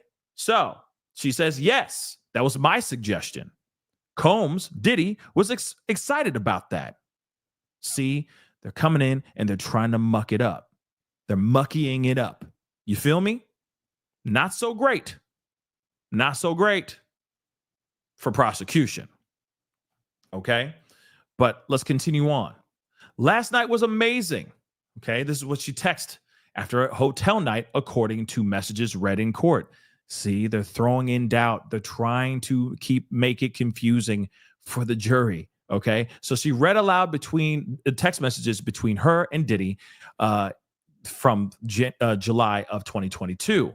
After exchanging explicit messages, Diddy texted her to call a specific entertainer and then said, or Paul is free. Jane liked the message about Paul, one of the entertainers they frequently saw, and also that was Diddy's personal trainer. And I keep wondering, was he really just his personal trainer, or was he his personal trainer? You feel me? But anyway, she testified that she understood Diddy was giving her an option between the two men. In later messages, Diddy relayed details about the time and location of the hotel night and asked her if that is cool, or is that cool? The day after, she texted Diddy in part, last night was amazing. Okay? So, okay. Again, like I said, she out here saying, I'm down with it. But we cannot forget the other side of it, right? We cannot forget the other side of maybe she was just going through all these motions aside from the booking two men at the same time. That maybe she was doing all of this to just appease her man, appease the person that she's with, appease the person that is paying her bills. That could still very well be what that is. But the fact that she said, yep, E-Rock, that last night was amazing. Not so great. Not so great. Okay? Again, Diddy's team is there to poke holes, and that's exactly what they're mother-loving doing right now. That's exactly what they're doing. They have not wasted, Diddy has not wasted not $1. Well, in the very beginning, it was bad for Diddy, okay? And the mistrial attempts have been really, really stupid. But these kinds of crosses that they've been doing, the one on Dawn, the one on Mia, okay? Those two, woo, bad, very bad. This one could also be a train wreck. Oh, and Bana. Let's not forget Bana. Very bad. All cross for all those three women were bad, right? All bad. And just me, we know what you meant. Don't act like you didn't mean it. Okay, but let's continue on, okay? Real quick, though, Marissa, very insecure, needs to love herself first. Yeah, I mean, clearly, this is someone who has some serious self-esteem issues, definitely needs to work on herself for sure, okay? But at the same time, there's plenty of people out here that are very secure in what they in their lives and very secure with their, with their self-image and all that stuff and enjoy this kind of stuff. Plenty of people like this stuff, right?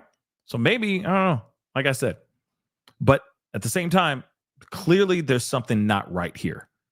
Okay. Because she's still going, my schnookums, I still love him. But she's on the stand testifying against him. There's something not right here. I'm going to be real. There's something off. All right. Because there's still a part of me that's like, wait a second. If you're up here on the stand testifying against him, clearly there's some sort of hatred or some sort of anger or disdain for him, but you're still saying out loud that you love him. There's something off here, right? But okay. Right. This is a soap opera, not a Rico. Yeah, absolutely. Right? Da, da, da, da, but I still love my schnookums. You know what I mean? Like I said, it's another episode of As the Gavel Strikes. But anyway, or it's like a telenovela, right? A TV novela, right? Like on Telemundo, you know what I mean? Oh, ¿Dónde está mi pantalones, por favor? You know what I mean? Ay, Dios mío. You know, it's kind of like that too. I don't know why that happened, but we're going to ignore that. Let's continue on. All right. Corey, thank you so much for the super chat. I appreciate it. Okay. If Diddy is a good person, I'm a tall guy. If Diddy's a good person, I'm a tall guy and I'm only 5'3". Oh my God. I'm done. So let's continue on though. I'm trying to kill some time. Okay. Just roll with me. Ay, Dios mío. You know, and wear my pants is very fitting for this whole situation. If this was a TV novella, okay. Lente loco. You know what I mean? Something like that. Ay, ¿dónde está mi pantalones, por favor? You know? But anyway. Okay, let's go on. So, Sean says, Paul is all you need. Okay. You say, oh, LOL. What did you say? I'll go to the store unless you get a head start. What do you mean? Like if you go to the hotel before me, right? But then you spent several days at his house. Maybe. You really did love him, right? Yes. Do you remember seeing Diddy in September of 2022 and not having a hotel night? Let's just say September 9th. I'm not sure. Now, do you see him? Did you say you saw him, but no hotel night, right? That is incorrect. Okay, September 4th, we took a jet to Vegas. He performed, and then we had a hotel night with an entertainer. Do you remember seeing him on September 20th and not having a hotel night? I'm not sure. Okay, well then let me show you this. Does this refresh your recollection? I guess it did.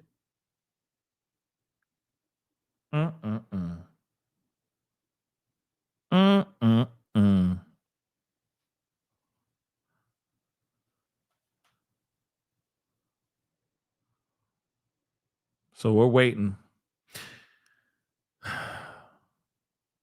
Los Aventuras de Diddy.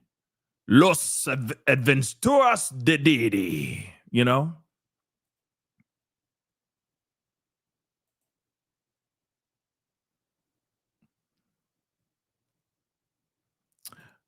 Okay. Donna, thank you so much. We need Jane Doe to testify. I agree. I would love to see that. I'm still kind of thinking that by Friday, they're going to throw out somebody that we did not expect at all. You know what I mean? Prosecution is going to be like, oh, we're going to roll the dice here. And we got somebody you're never going to think we were going to bring up at all. And then they're going to take the stand on Friday. I'm assuming, but I could be absolutely wrong, right? There could very well be a huge curveball thrown near the end of this week. But I'm waiting for it, right? I think we're all waiting for that, aren't we? Interesting indeed. Yeah, I mean, here's the thing. If it's going to be worth our while, as far as prosecution side, I agree. They better. True crime, I agree. They kind of better. Okay. So I'm interested to see that. Yeah, Sandwich. It'd be wild if he was called up to. It would be wild if he was called up to, because he's someone who just does not like Diddy at all, for sure. Okay. So it'd be interesting to see that too. Continuing on though. Any updates? Come on. This is ridiculous. Nothing. So again, let me show you this just to remind you. Does this refresh your recollection? I guess it does. Did Diddy pay for your birthday dinner? Yeah, he did. What was the restaurant? I can't remember the name. But you had a great time, right? I had an okay time.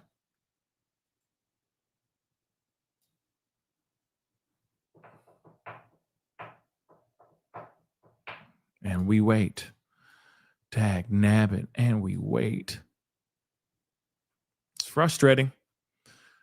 But let me see where we're at as far as likes go. If we can get to 1K, that'd be dope. Can you hit that like button down below for me, guys? Please hit that like button down below. Please and thank you. Don't forget to do that. Hit that subscribe button as well while you're at it. That would be amazing. Okay. Yeah. If you haven't done that yet, if you appreciate the commentary and the reporting, please hit that like button down below. And of course, subscribe if you can. Also, here's another just a quick reminder, and I'm gonna pull and pin this to the top of the chat while we since we're here waiting for more updates. I did an update video on the Carmelo Anthony case.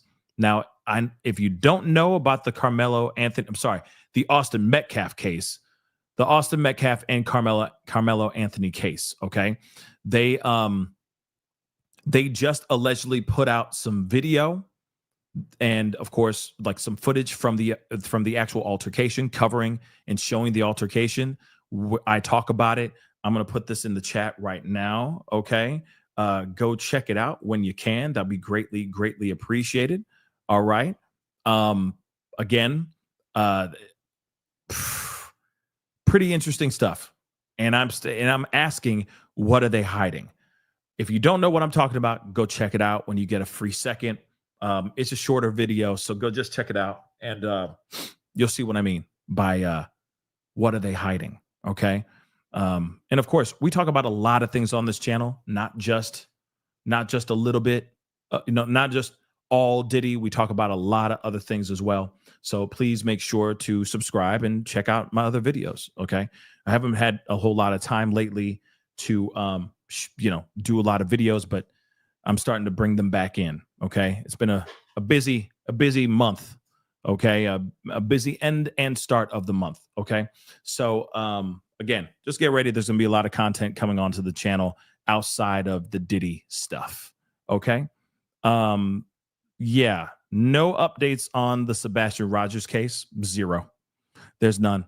I mean, when there's something to talk about, we'll talk about it, but there's nothing right now that I know of.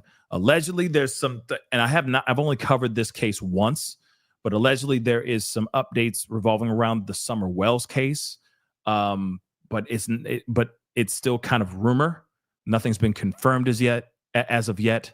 So just so you guys know about that. And also the Travis Decker situation where the Decker sisters lost their lives. All three little girls lost their life. The dad, it was out on the lam. Apparently there was a sighting of him last night in this wooded area.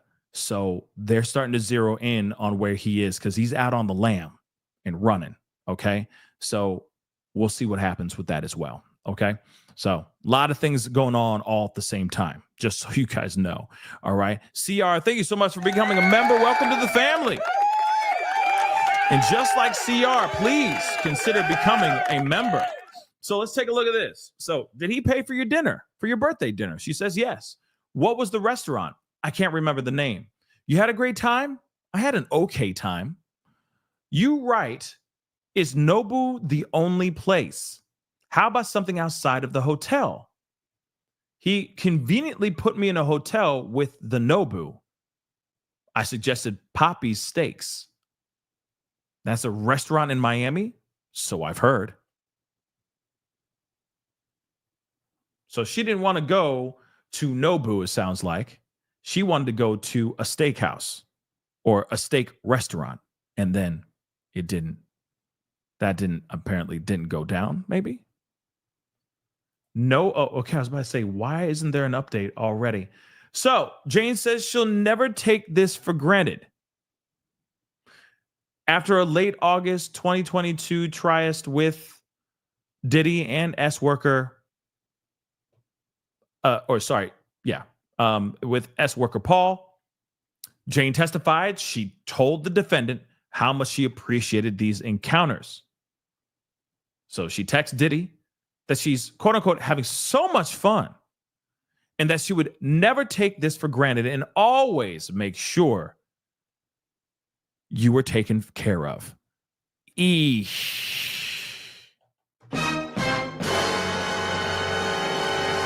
The defense wants to cast these S encounters, these freak-offs, as consensual acts and not part of any criminal enterprise led by Diddy. That's for sure. We already talked about that. So now these text messages, which can be chopped up and screwed for sure, they can be interpreted as is or misinterpreted as something else for sure.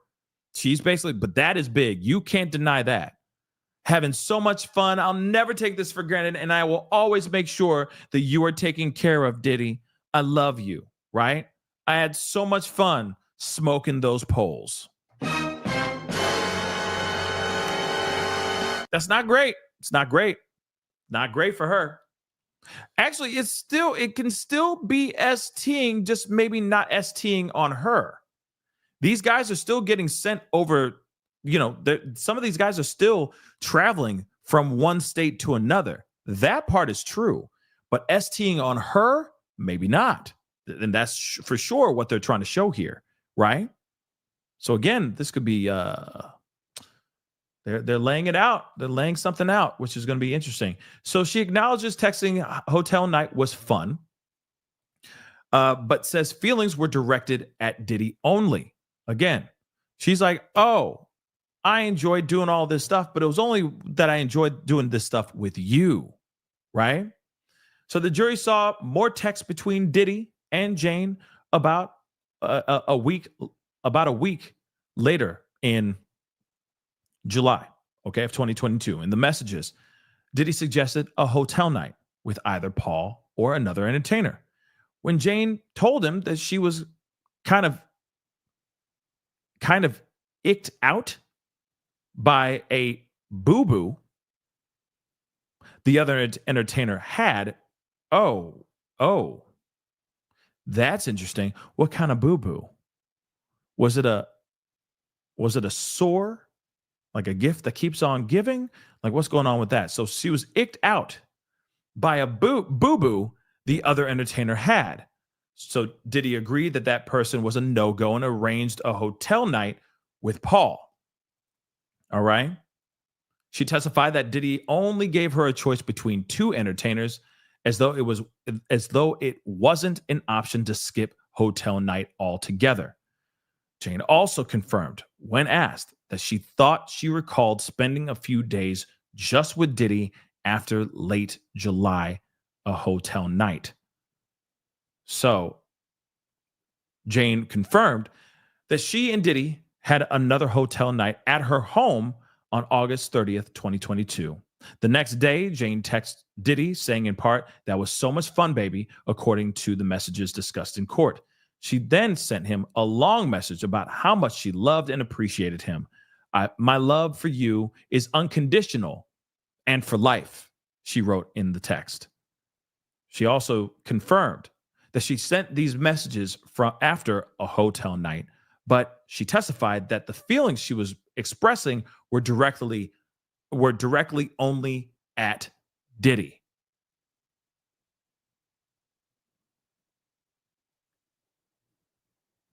Yeah, I'm assuming she said boo-boo in the text message or she said that out loud, but she seems like the kind of person that would say boo-boo, right? If she's calling him, if she's got a nickname for Diddy and the nickname is Schnookums, she's definitely someone who's saying, ooh, he's got a boo-boo on his whatever, and I don't like that too much. I don't like that. That's too risky. Nah.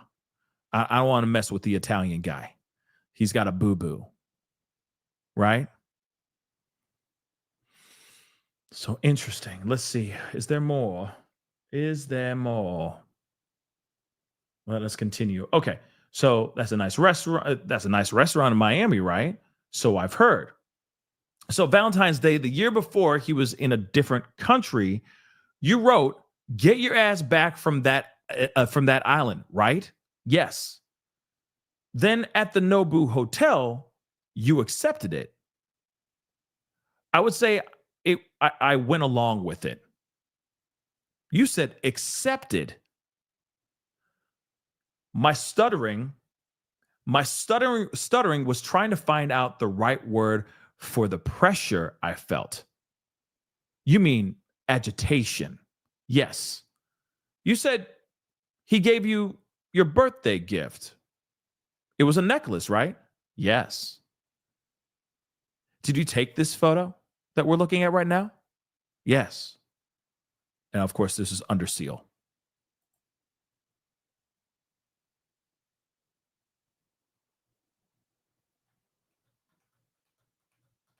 So he gave her a necklace, and then that's all she wrote, huh?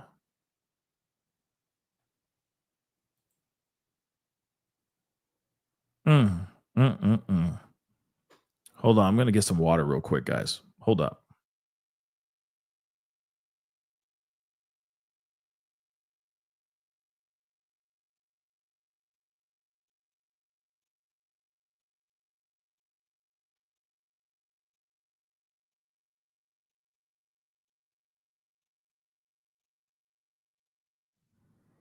Mm-mm-mm. Continuing on.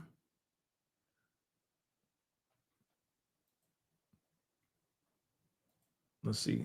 6 new updates. Hopefully, there's going to be more information. Oh, Teeny Garagos. All right.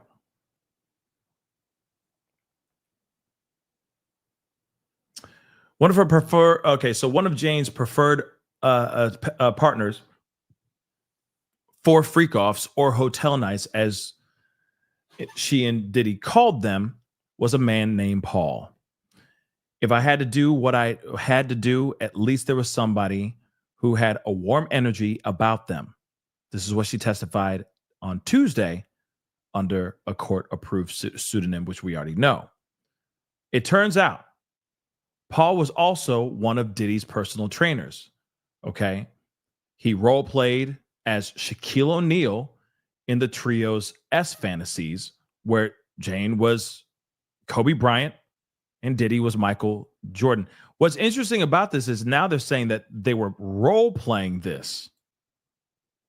They were role playing. So he was role playing as Shaquille O'Neal. She was Kobe Bryant, and Diddy was Michael Jordan. What? So they're just all like, what? Slam dunk. You know what I mean? What's going on here? Because at first we heard that he would just call them, like it was just such a great energy with all 3 of them that this was you know what I'm saying? Like this is the perfect trifecta. But now we're hearing that there was role playing going on where Shaquille O'Neal, he was playing Shaquille O'Neal, Jane was Kobe Bryant, and Diddy was Michael Jordan. So whose balls were getting dribbled? I'm sorry. I'm just saying, you're going hard in the paint, right? I'm just saying, what's going on here? Was there a lot of man on man? Or no? No? What happened if one fouled? Right? Was there like a free throw? You know, like what's going on here, right? What would happen if somebody happened to double dribble, which is what she was doing for a good part of the night, I'm sure. I'm just saying.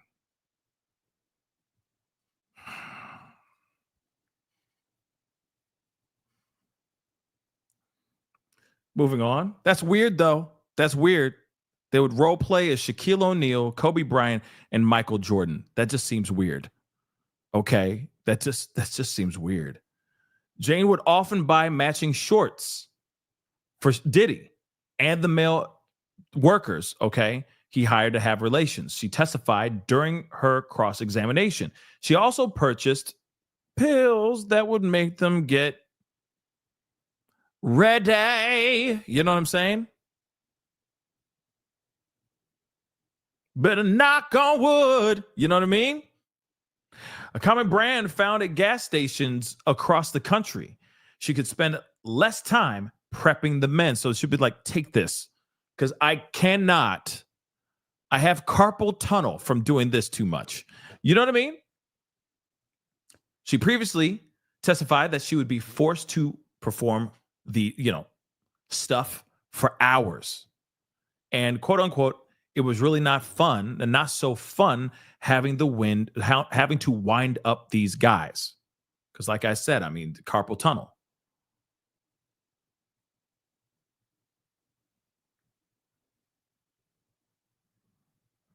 But her arms must have been jacked, y'all.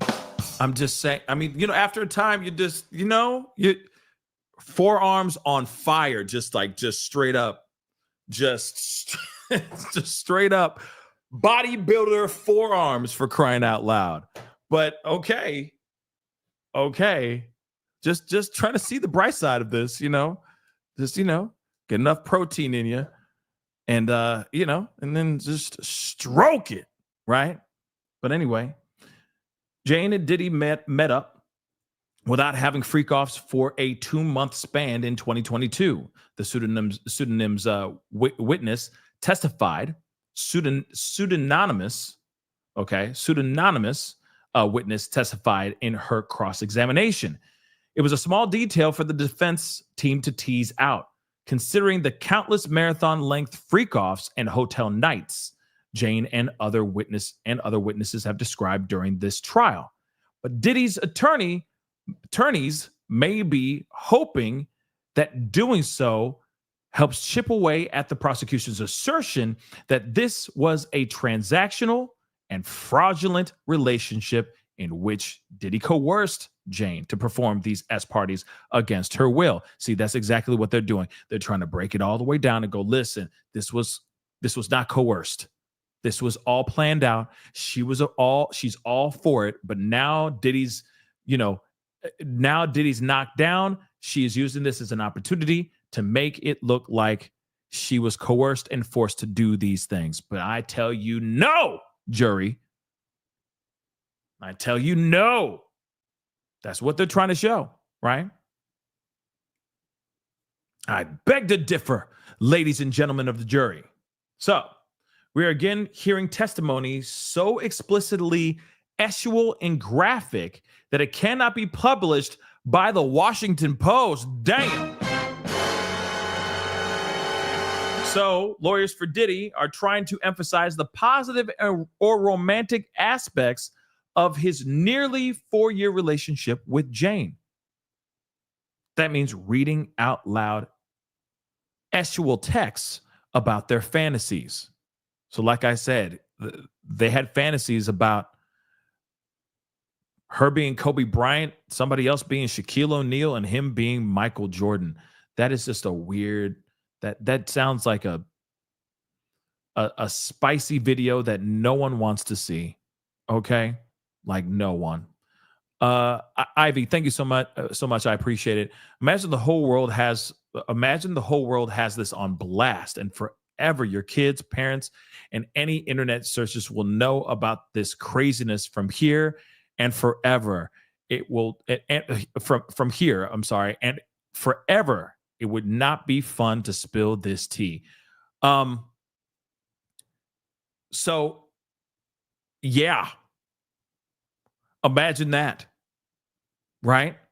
The whole world, most definitely, is learning all this stuff. Imagine him actually getting out of the closet. No, getting out free, okay? Imagine him getting out free. Everyone's going to know about this stuff. Everyone's going to be like pumping the brakes about even shaking his hand, thinking, is his hand slathered in baby oil? Or is there man's spilled vanilla milkshakes all over his hands? I don't know if I can even touch his hands right now. He could have more diseases than the monkeying outbreak. You never know. I'm just saying. Again, this is forever on the internet now. Everyone's going to know. Everyone is going to know. He will not be able to live this down if he gets out free. Okay? Nut juice on the chesticles. Yeah. Weird. Now everybody's going to know that. It's weird.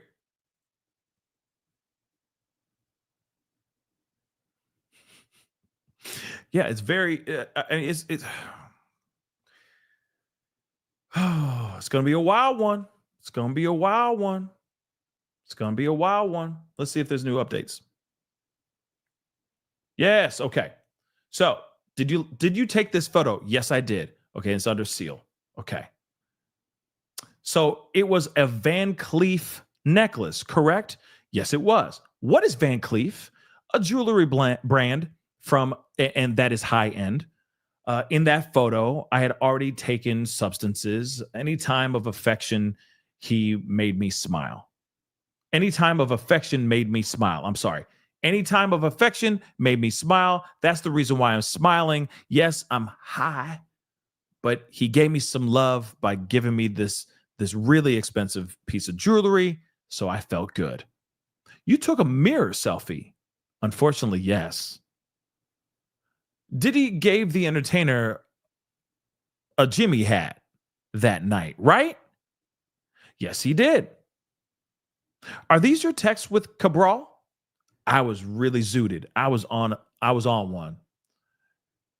And that was about 2:40 in the morning. UCT time, right? Yes. So it was night, East Coast time too, though, right? Yeah.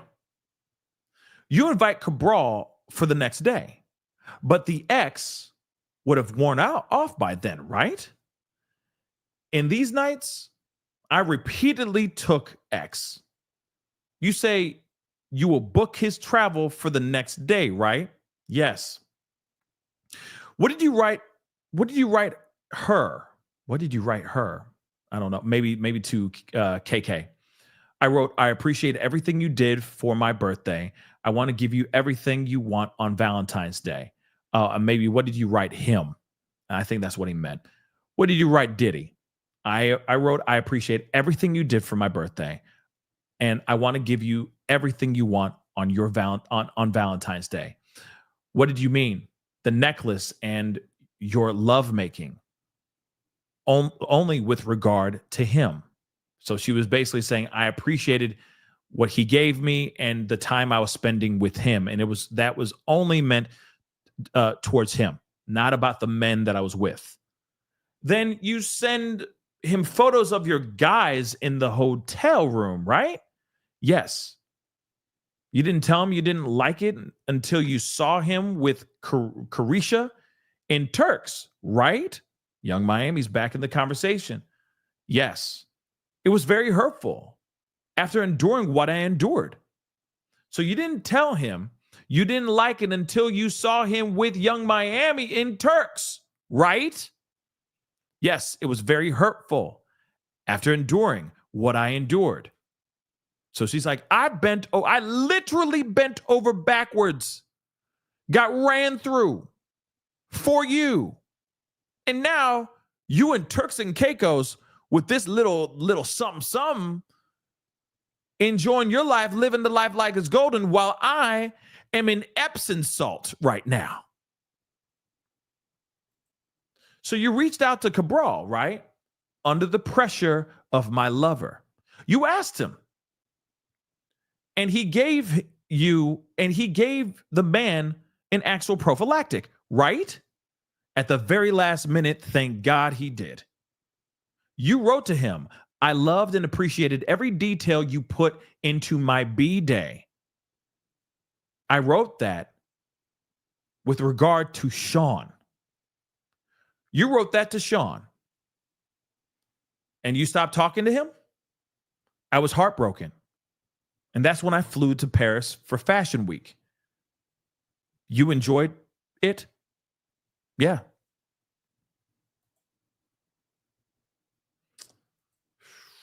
Let's see. So Diddy sent $13,000 to Jane for birthday celebration. Witness testifies. Diddy sent Jane at least $13,000 for her birthday in February of 2023, she testified. So Jane acknowledged the money was for an outfit and her friends who wanted to celebrate over dinner in Los Angeles. Jane said the birthday dinner was okay, but not great, and that she originally asked Diddy for $15,000. Diddy was also with Kalisha at the time, whose birthday was around the same date as hers, Jane testified. See, and this is exactly, see, I saw it and I was waiting for somebody to say it. See, this is where people start saying, oh, she ain't nothing but a gold digger. Oh, it was okay. The dinner was just okay now because she didn't get exactly what she wanted. This is how they're trying to paint it out, that she's coming off like a spoiled brat.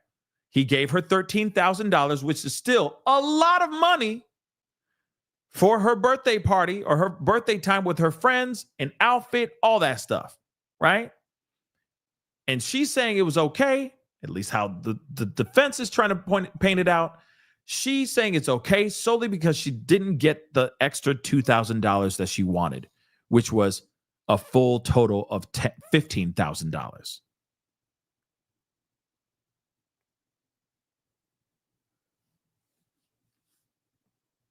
And then she sees him out celebrating another woman's birthday somewhere else. And of course, that gets her in her fees. And then she's out there going like, I bend over backwards every single weekend for you. And you're out there with some hussy.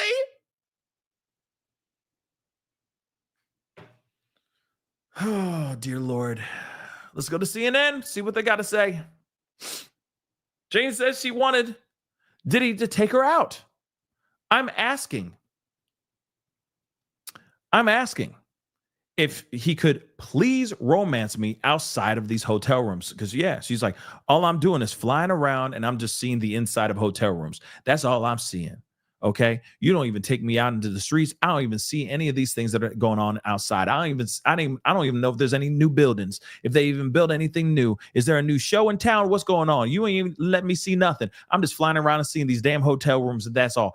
I need more than that. I need to be out here outside. You need to romance me, Diddy. And I get it. That part I'd be upset too. Right?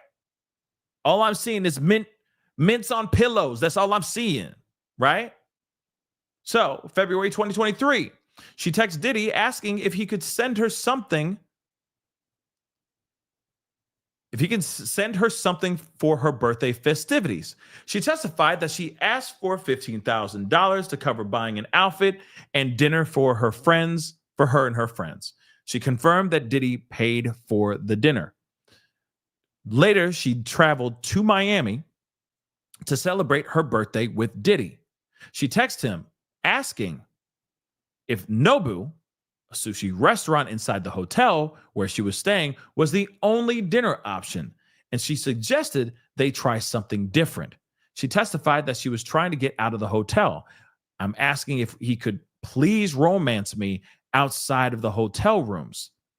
The jury saw photographs of the couple eating at Nobu. So he basically said, we going to Nobu. And that's what they did.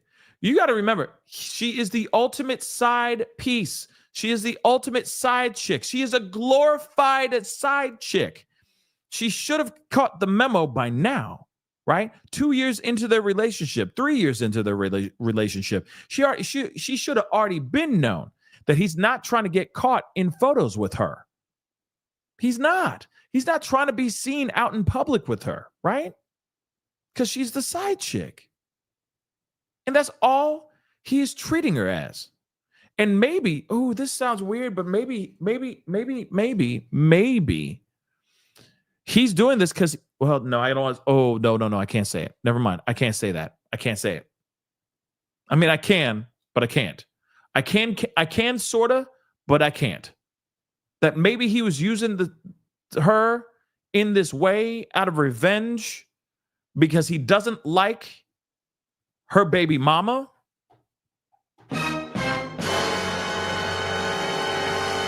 You know what I mean? That maybe he's like,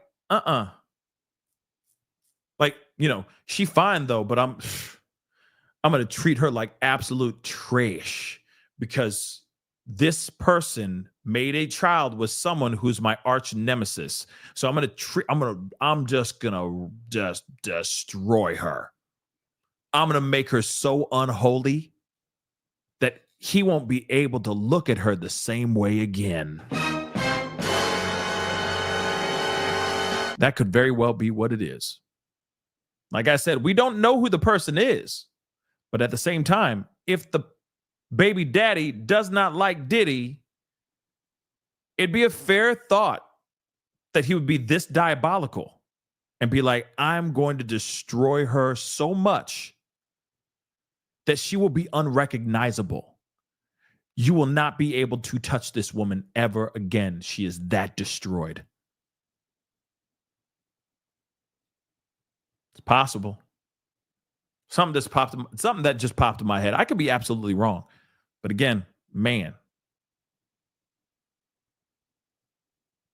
some people are just vindictive as F, okay? But moving on. All right. So Jane received any type of affection from Diddy with open arms, she said. Okay. So Jane testified that she went along with it when Diddy said he had entertainment planned for her after her 2023 birthday dinner. My circumstances were my options in this relationship. If I see him, there's a request for a hotel night. So I'm just adapting to my circumstances. I'm adapting to my environment. So yes, there were moments I suggest or organize things under the pressures of my lover. Yes. Defense attorney Garagos showed the jury a photo that was taken after Diddy gifted Jane a Van Cleef necklace and bracelet for her birthday. Jane testified that she had just received the gifts, taken an X pill, and was waiting for an entertainer to join them. Garagos, the defense, suggested that Jane took this photo because she was, quote unquote, so excited. Any type of affection at this point in my life that I received from Diddy, I received with open arms. She said she was happy to be, quote unquote, wrapped up in my lover's arms at that moment. Yeah.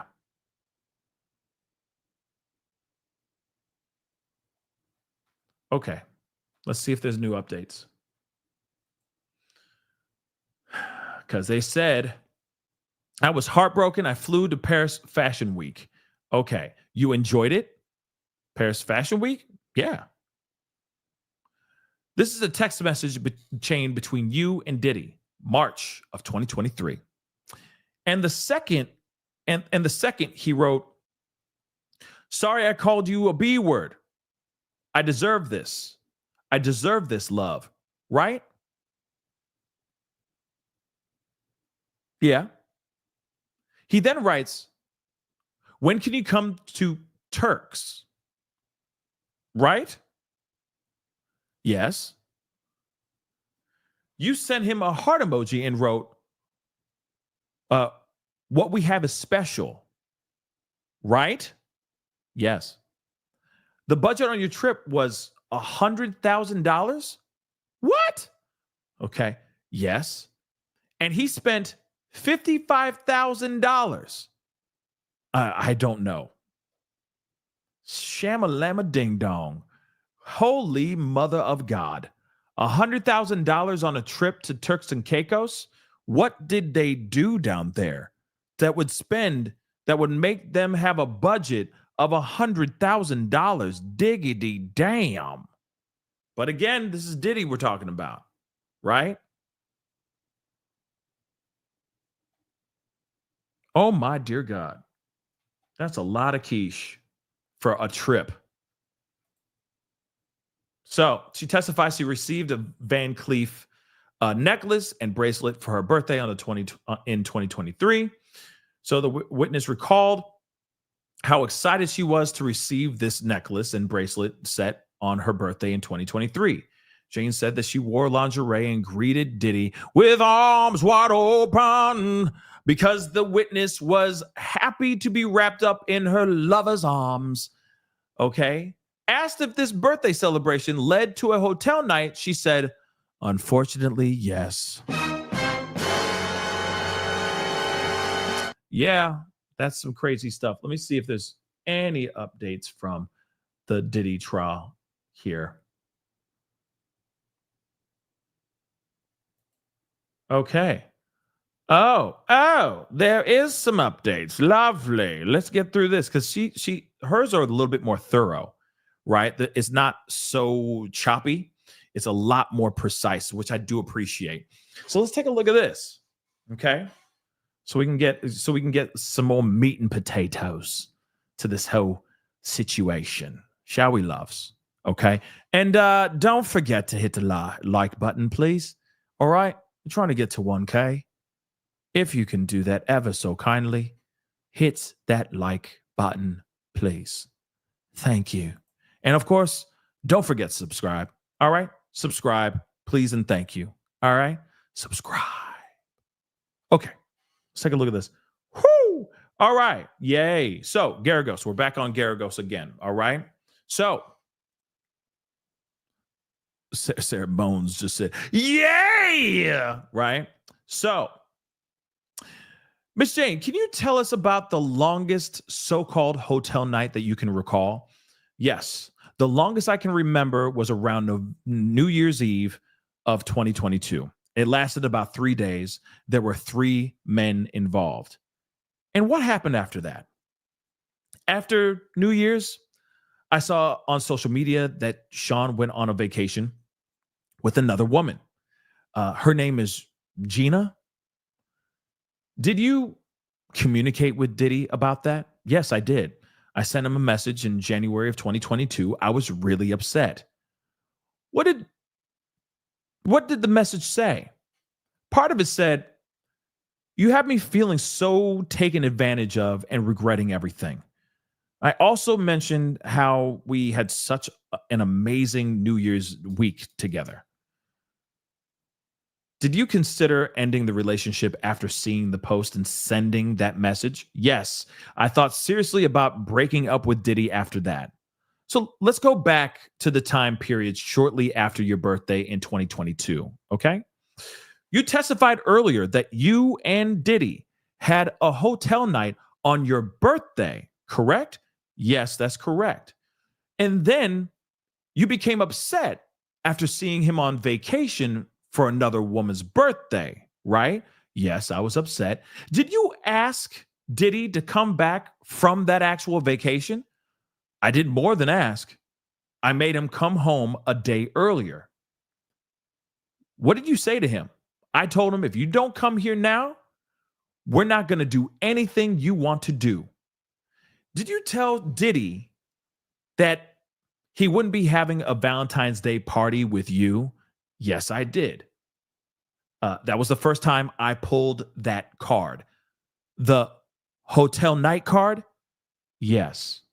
After Sean returned early from that vacation, did you plan a hotel night for Diddy on Valentine's Day? Yes, I did. Can you describe how you prepared for that night?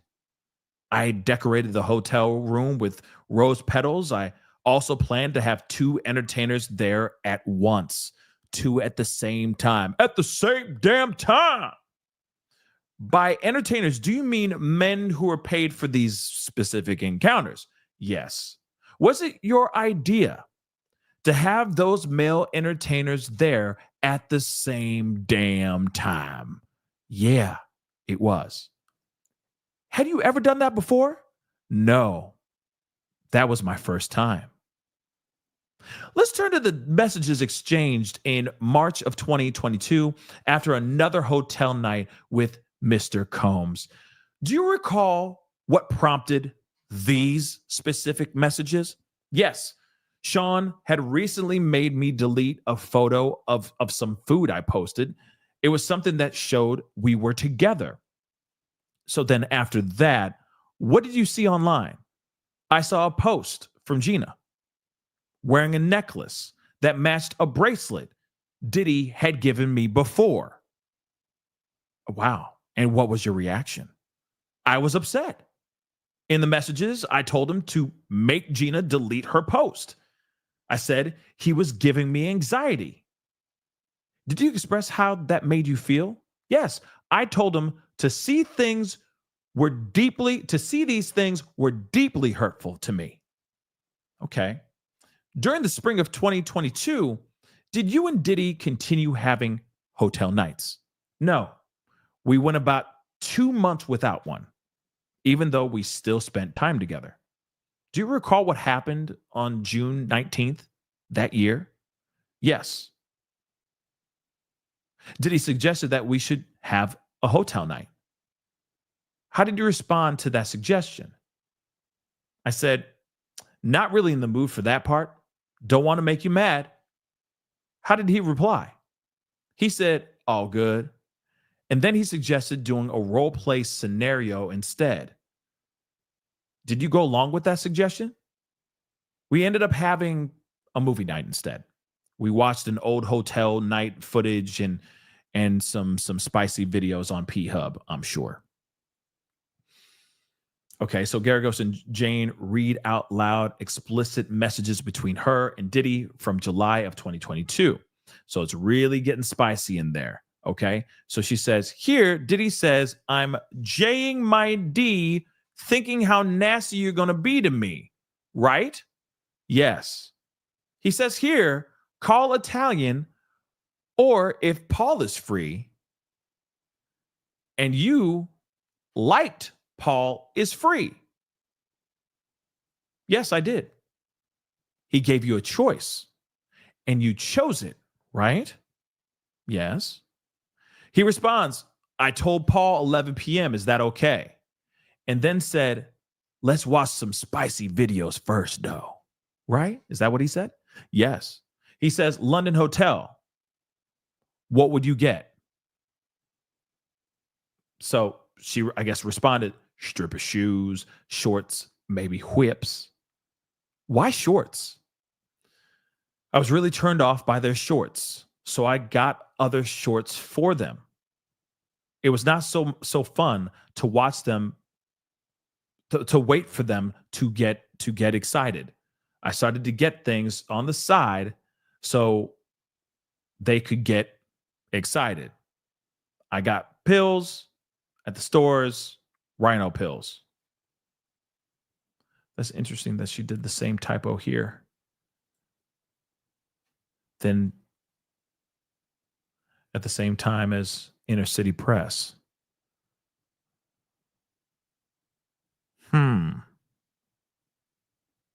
We're going to continue on, though. These are a lot easier to read, but I'm wondering if this. Okay. We're going to continue on. Okay. So, rhino pills. Okay.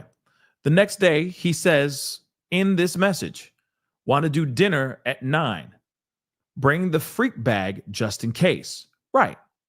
Lingerie and the rest. But you didn't have a freak night. Let me refresh your recollection. And this exhibit is under seal. He says, I'm about to work out with Paul, then I want to see you. You say hair up. There was probably a FaceTime between these two text messages, I'm assuming. He says, did you want to hit Italian tonight? Or did you want to hit Italian? Right? Yes, I didn't want to. Sean says, here, Paul. Sean says, here, Paul is all we need. And you say, LOL. What did you say? I'll go to the store unless you get a head start. What did you mean? Go to the hotel ahead of me. But then you spent several days at his home. Maybe. Did you message Sean the following day after the movie night? Yes, I did. What did you say in that message? I said, last night was amazing. So then NB, I don't know what NB is. Paul, okay. Paul was one of Diddy's personal trainers. He role-played as Shaquille O'Neal in their Trio S fantasies, where Jane was Kobe Bryant, Diddy was Michael Jordan, labeled as the trifecta. So after and I'm wondering also, like, are they playing basketball sounds in the background? You know what I mean? You just hear nothing but just sneakers squeaking on the basketball court, just squeak, squeak, and as they're just in the middle of doing all this crazy stuff, and crowd cheering in the background when they're doing this role play as the trifecta of Jordan, Bryant, and O'Neal. I'm just saying, isn't that weird? I'm just saying, isn't that weird? What kind of fantasy is this, right? So it's just weird. Or maybe R. Kelly's playing in the background. I believe I can fly. You know what I mean? And you just have Jordan on the screen in the background, big jumbo screen, and he's just slow motion, just dunking a ball. You know, like what's going on? What is this role playing with all the squeaky sneakers? Okay. I believe I can touch the sky. You know what I mean? Just paused in midair. I'm done. Oh, they got I want to be like Mike. That's a deep cut, yo. Okay? They just got that on repeat in the background, right? And then Shaq Diesel, all of Shaq's music from back in the day with him just I'm just saying, how does that work? How does that work? Okay? Is this a scene that they're playing out like they're in the middle of like the locker room after a big sweaty game? You know what I mean? What's going on? Anyway, after sending the message that said last night was amazing, did you follow up with any other messages? Yes. I sent him a longer message about how much I loved and appreciated him. Do you recall what you wrote? I told him, my love for you is unconditional and for life. Were these messages sent after hotel night or after a hotel night? Yes, they were. Just to clarify, the feelings I expressed in that message were directed solely at him. Let's move to February of 2023, shall we? Did you reach out to him around your birthday? Yes, I did. I asked him if he could send me something for my birthday festivities. What exactly did you request from him? I asked for $15,000 to buy an outfit and to cover dinner for me and some of my friends. And Sean fulfilled that request, did he not? Yes, he paid for the dinner. Did you later travel into Miami to celebrate your birthday with Sean? Yes, I did. At some point, did you express concern about where you would be dining? I did. I texted him asking if Nobu, the sushi restaurant in the hotel, was the only option. I suggested we try something different like Pappy's Steaks. That's a restaurant in Miami, right? So I've heard. On Valentine's Day, the year before he was in a different country, you wrote, "Get your ass back from that island," right? Yes, I did. Then at Nobu Hotel, you accepted it. I would say I went along with it. Why did you make that suggestion? I was trying to get out of the hotel.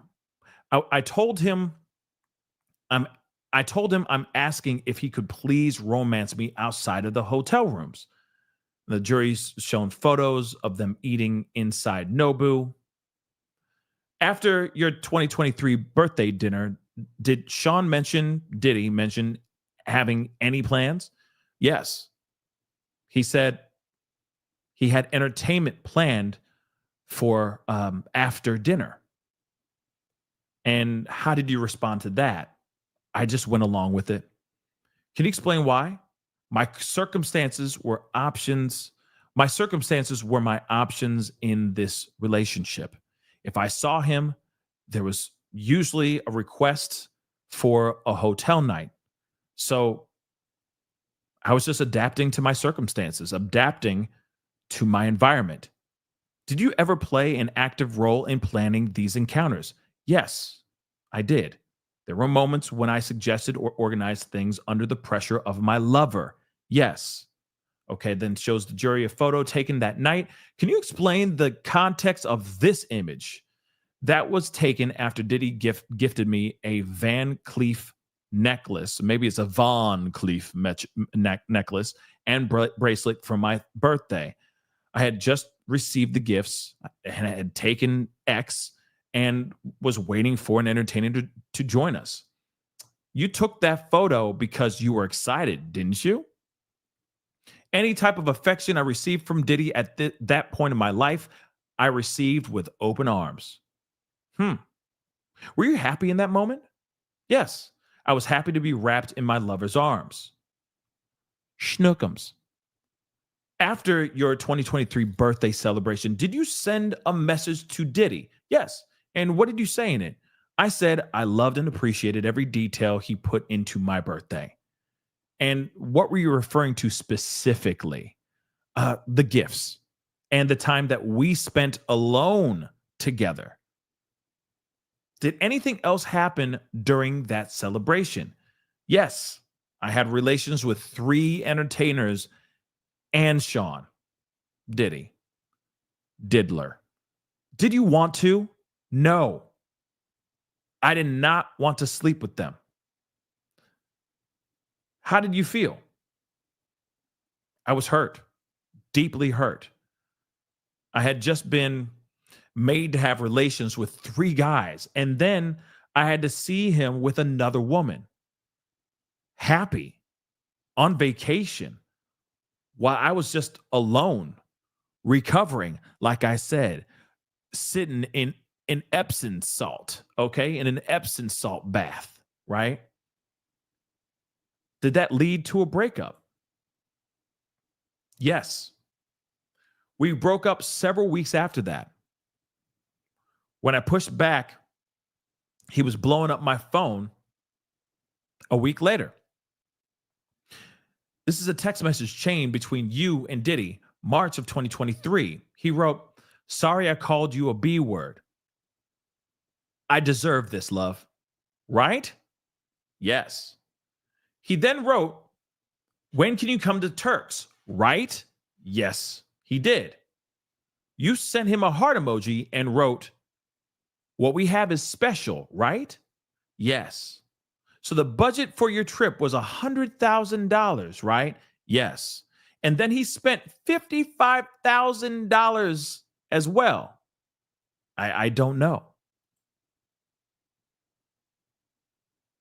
You felt he didn't like you up and leaving for Paris. No, he didn't like that. You went to the Mandarin Oriental and watched spicy videos with Diddy, right? Yes. Sean asked you about bringing Don, correct?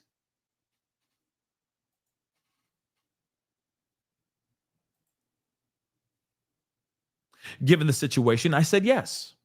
You said if you'd known Paul would be there, you wouldn't have gone to Turks. I would not have. Did you write to Cabral from there and invite him to come there too? Yes. Under the encouragement of Diddy. Yes. Spicy meatball. A spicy meatball. This is very interesting, guys. She's like, yo, I did these things, but that was not without the direction of Diddy. Okay? Given the situation, I said yes. Under the encouragement of my partner, yes, I did. Calling up Cabral. Under the encouragement of my partner. So we're over here now too. So you were happy Diddy gave you a diamond, right? I thought it was sweet. You were glad to get diamonds. I just wanted Diddy. You wrote, I wanted diamonds. Objection as to form. Judge says, could you just please rephrase it? Do you remember telling Paul that you'd let Diddy go too far and it was your fault? Yes, I did say that. Your Honor, I think it'd be a good place to take a break. All rise. And then they go and they take a mother loving break. Hamburger. So what do you think so far? Because this is some very interesting stuff. Okay. Now, here's the thing. You got to look at this. This could very well be a thing where she, of course, let's take a look at both things. Like she agreed to doing this. And then she's like, oh, damn, this is a lot bigger. Like I bit off more than I could chew, right? That's one part. And that she's it's all consensual and she's all about it, right? All about it big time, right? Or it's the other side where she's so brainwashed that she's blaming herself instantly. She's going, oh, it's all my fault. This whole thing's all my fault, right?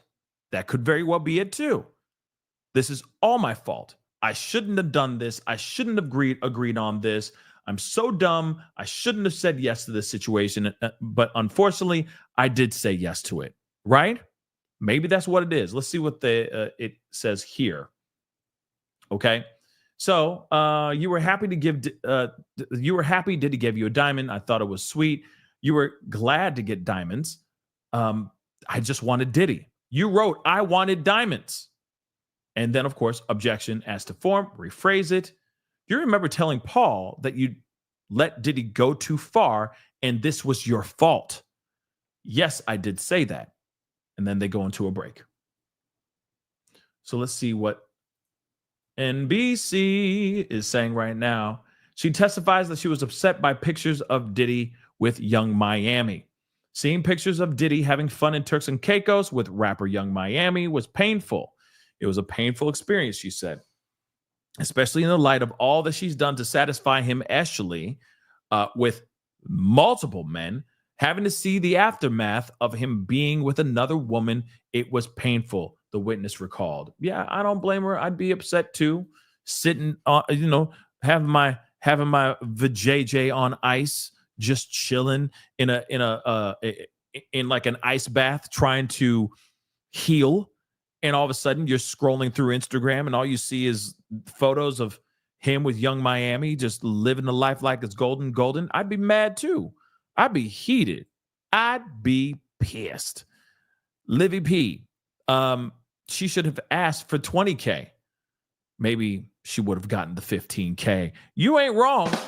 You ain't wrong. He might have been like, nah, I'll just give you that 20 or I'll give you that 15, right? Maybe.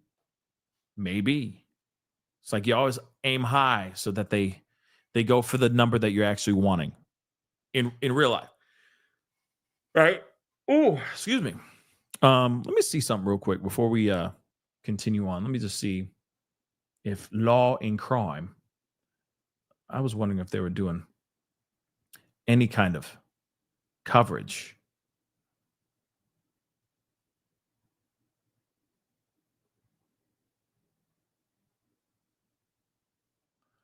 Let's see something. They got something going on. I'm gonna use this as an opportunity to do. I'm gonna use this as an opportunity to go use the restroom real quick.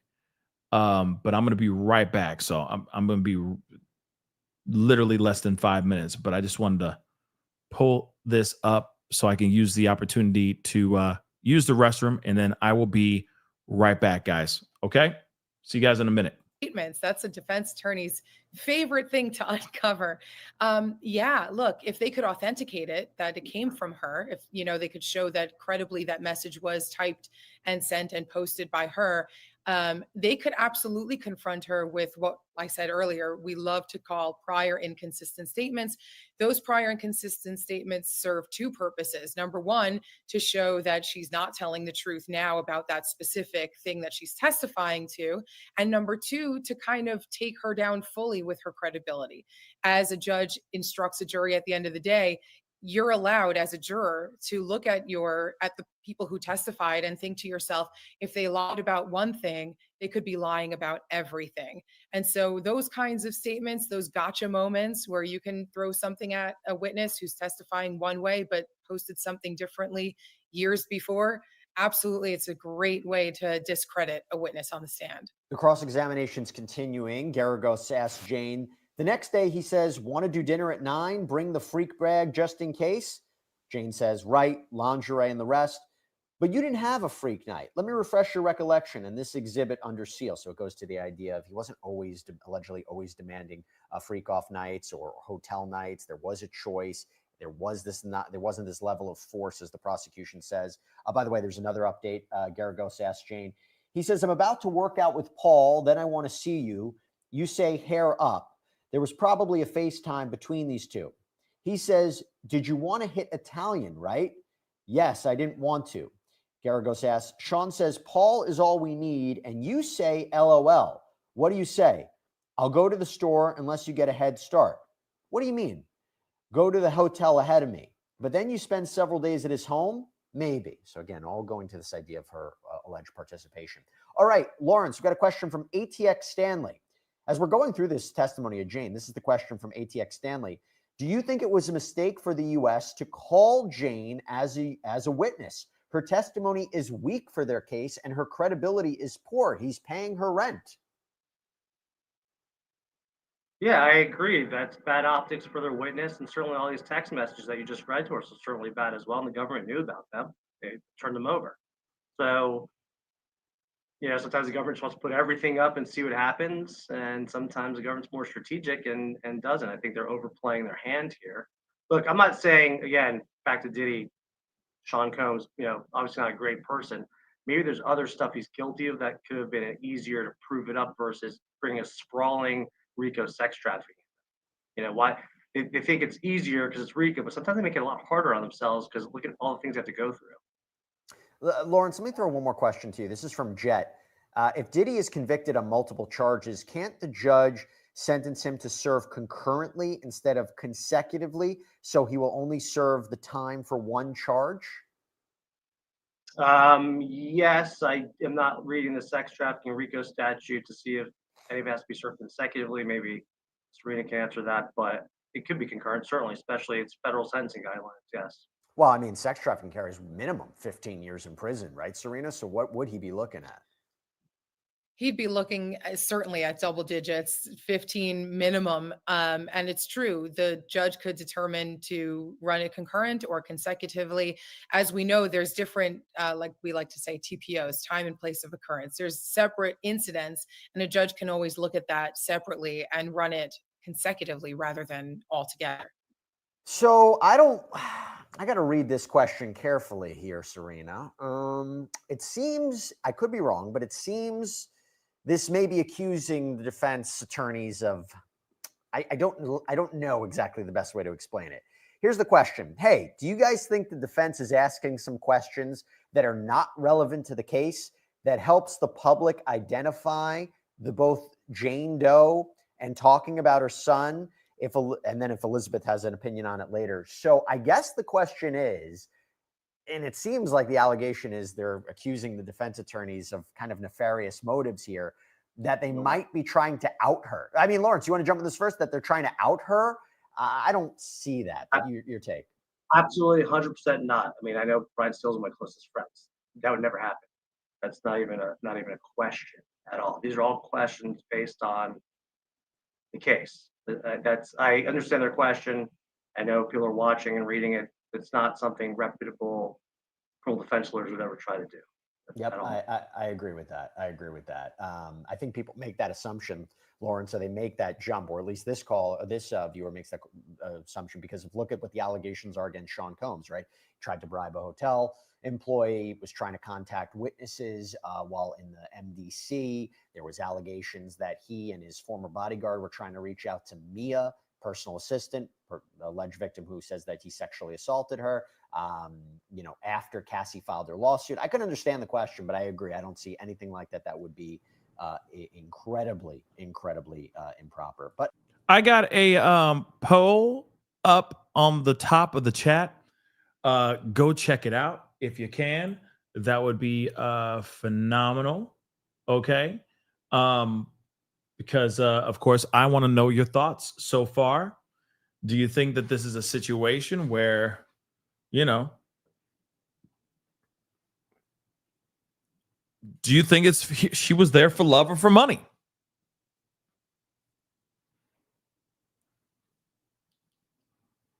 Do you think that she was actually doing these freak offs, not because like coerced? I'm not talking about that. Okay, I'm talking about, was she just doing it because she really loved him, or she was doing it because the money was good and she was living a kept life, right? I mean, she basically was it's like a concubine, right?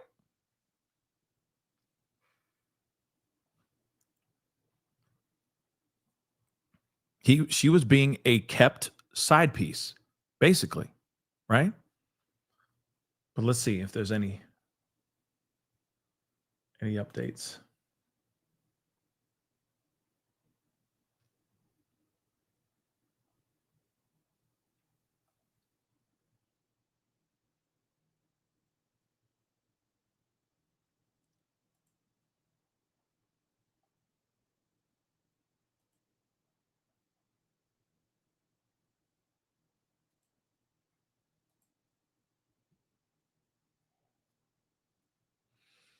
I'm going to see if there's. Yeah, I was just going to see if they started back up again.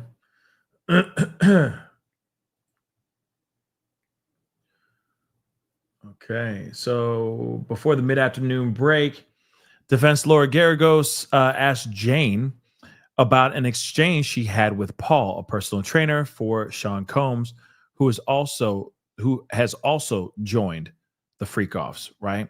She asked if Jane remembered admitting that you've allowed too much and it's your fault. Something she apparently told Paul in 2023 about her dynamic with Diddy. Now, I'm wondering if Paul is going to be coming in and testifying on behalf of Diddy, right? I'm kind of curious about that. I wonder if he's going to testify because his name has been brought up quite a bit. Also, he's a former employee of Diddy's. Also, you know what I mean? Because he was a personal trainer and he was also doing this stuff, right? He was doing these freak offs. So it would be very interesting to see what he would say on the stand, right? So Wednesday in the second day, okay, she was cross-examined Jane. Fifth day of testimony for the pivotal government witness, who is testifying under the... No, okay. Let's see what they say here now. Okay, analysis, a $15,000 birthday dinner, but what to make of it? So her birthday celebration, which a colleague, okay, just wrote about, is exactly the type of complex scenario jurors are tasked with judging. So Diddy's legal team used this anecdote to paint him as a wealthy man showering his girlfriend with luxurious gifts. $15,000. Well, it was really like it was $13,000 to be exact, but okay. $15,000 for a private dinner with her friends, a luxury hotel in Miami Beach, a dinner at Nobu where a single dumpling costs $10. So she's testifying. She described a much bleaker picture. Diddy did not show up to her birthday dinner at all. The trip to Miami was a makeup date. And she said Diddy strategically picked a hotel with a restaurant attached to it so that she could be whisked away into a freak off, okay, with minimal risk of public interruption. Yep. Jurors must decide where the line between consent and coercion falls. This is going to be the hardest part. I'm telling you right now, that is going to be the hardest part for a lot of these jurors, is trying to figure out, differentiate between what is consensual and what is coercion, right? What is coercion and what is consent within this situation? Because her going and doing a dinner at Nobu, does she automatically feel like she has to do it because he just spent thousands of dollars on some sushi, right? That's something that the jury is going to have to sit down and figure out, right? Yeah, Angie Leo. I mean, that's basically what it is, but that's the question. Did she know she was going to be a human blow-up doll or no? Did she fully embrace and say, yes, I know for a fact this is the breakdown. This is the agreement. And so I'm going to be his blow-up doll. He's going to make sure I'm okay. Me and my kid are okay. The roof stays over my head.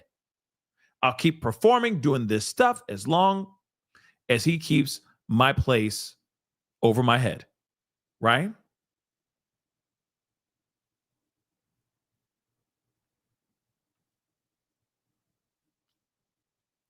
Oh yeah, I know. True. I'm waiting because you never know. It could change any second now, right? R. Taylor, thank you so much. Definitely strategy, def strategy. Um, no gold digging equals. Yeah, pro stuff. Yeah, it's definitely a strategy. Like, hey, if she's not a gold digger, then she must be doing this. She must be getting paid to do this, or she must be not getting paid to do this. That she's doing this against her will. I don't know. Maybe that's. And our Taylor, thank you so much for the super chat. Hopefully, I'm reading that correctly, or understanding that super chat correctly. But nonetheless, that is very interesting, though, right? Is she a straight up gold digger? Or is she not? That's the question that is going to be on everybody's mind, right? Because again, the defense is starting to lay out the groundwork to show gray within this black and white. Excuse me.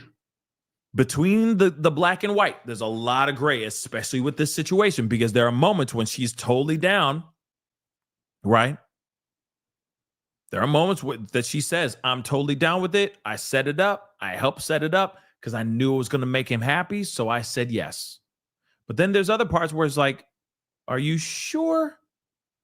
Because it seems like in the text messages, you're coming off like you were down for it, right? Then it's also the other stuff, like the text. Thank you, True Crime. Okay. Oh, well, I'm going to say something here in a second. But what's interesting is that she even says, even so, you just mentioned that True Crime. Okay. True Crime with Shane. Am I getting that right? Yep. True Crime with Shane. You even said that true as well. And that's true.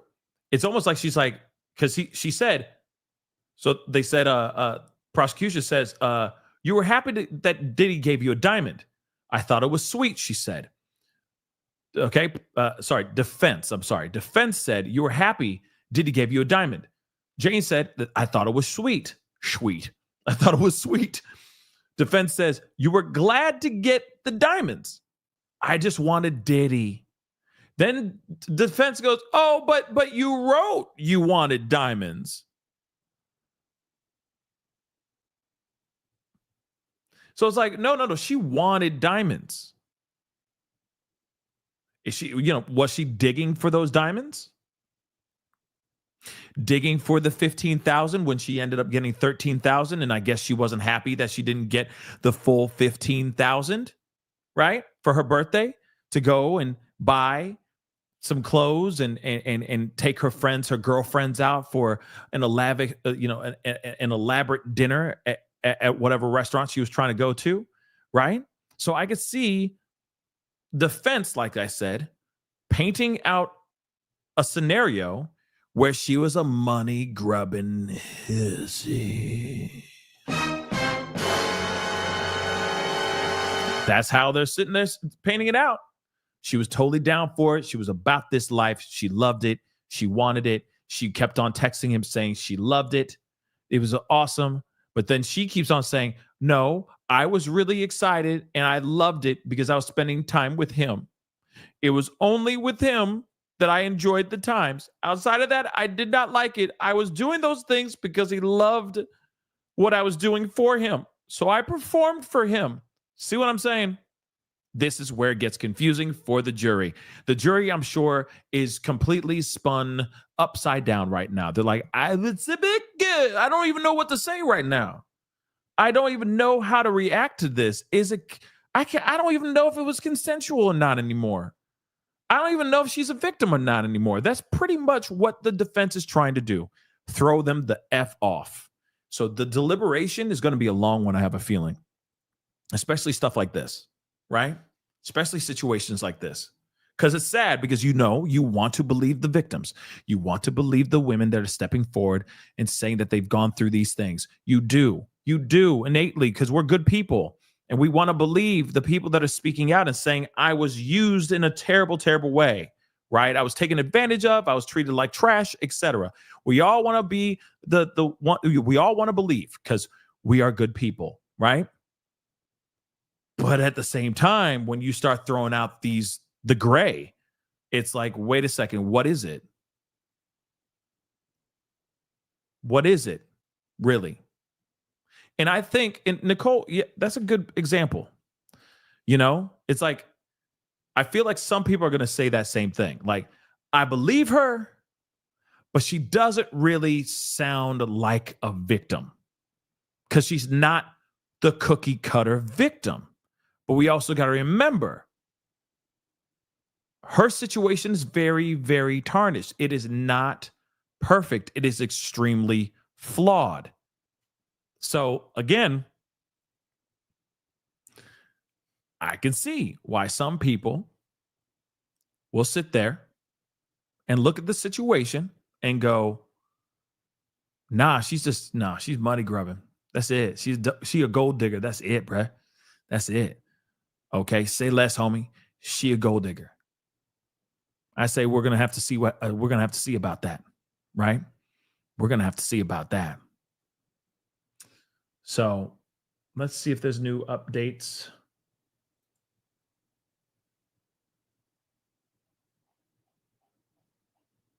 Okay,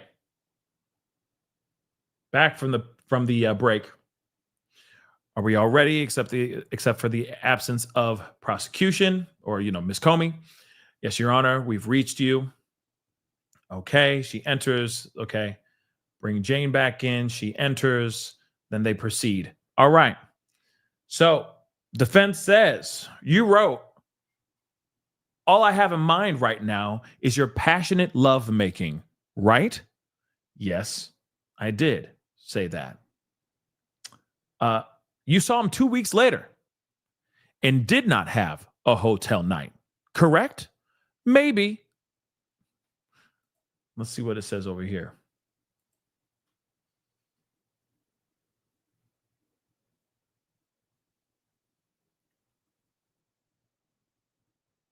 Nothing yet.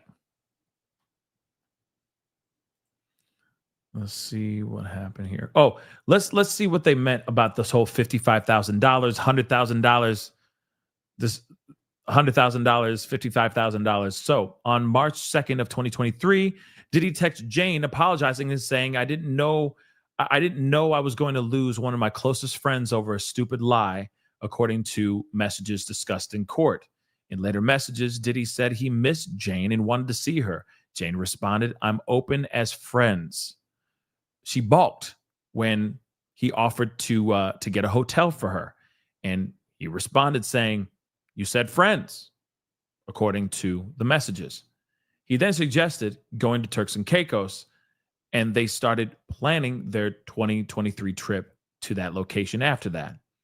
Defense attorney Garagos suggested Diddy spent about $55,000 on that trip, which is still a lot of money. Jane previously testified that this was a makeup trip that was meant to reconnect them, and then it ended up featuring a hotel night. So she went out there thinking it was going to be them getting back together. You know what I mean? Reunited, and it feels so good, right? And only for it to be with legs wide open. Okay. So the scene inside the courtroom today. Jane's tone, when asked about her loving text messages, is becoming defensive. She's stroking her hair as she explains what is not said in the messages, that she was referring only to her time with Diddy and not the other men. A few times, defense attorney Garagos countered by suggesting Jane didn't differentiate that in the messages with Diddy, asking her once if it was an undertone. Jane has persisted, that she was only referring to Diddy. So Diddy's mom, sisters, and 3 sons are in the courtroom. He asked his mother if she ate anything. She said she did. all the front. I'm sorry. It's all the front. Okay. Diddy greeted a few people in the courtroom when he returned from a bathroom break. Okay. So they are following along and they're not taking many notes today.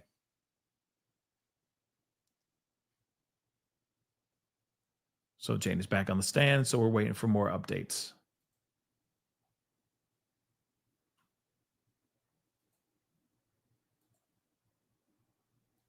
Let's refresh.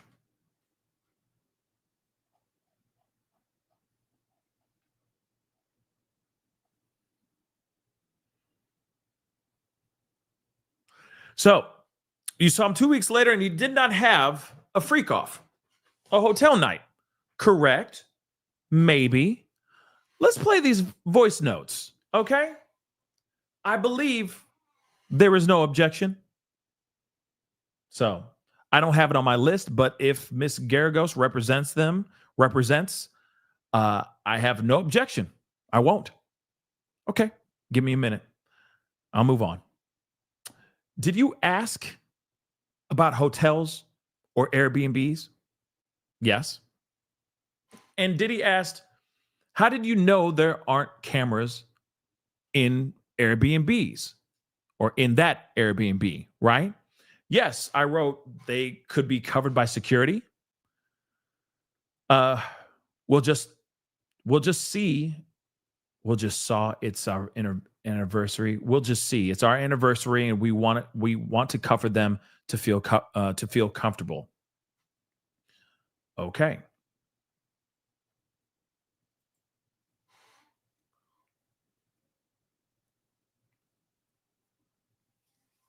Yeah, there's always assumed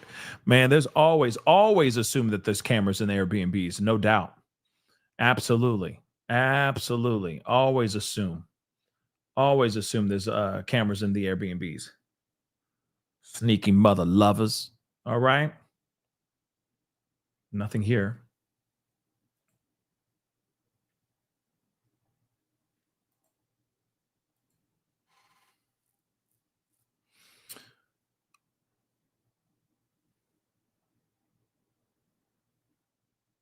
Okay. We'll cover them to feel comfortable. So then, what did you write to Sean? You make my child so happy. I love you. And she starts sobbing. Take as much time as you need. I do remember. Are you ready? Yes. In this, where are you? Hotel night. 3136, keep that sealed, please.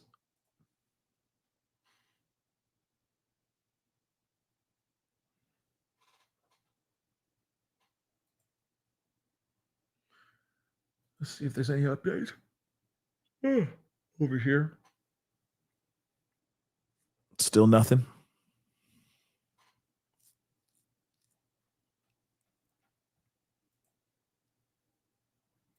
Yeah, she's blowing up her whole spot, y'all.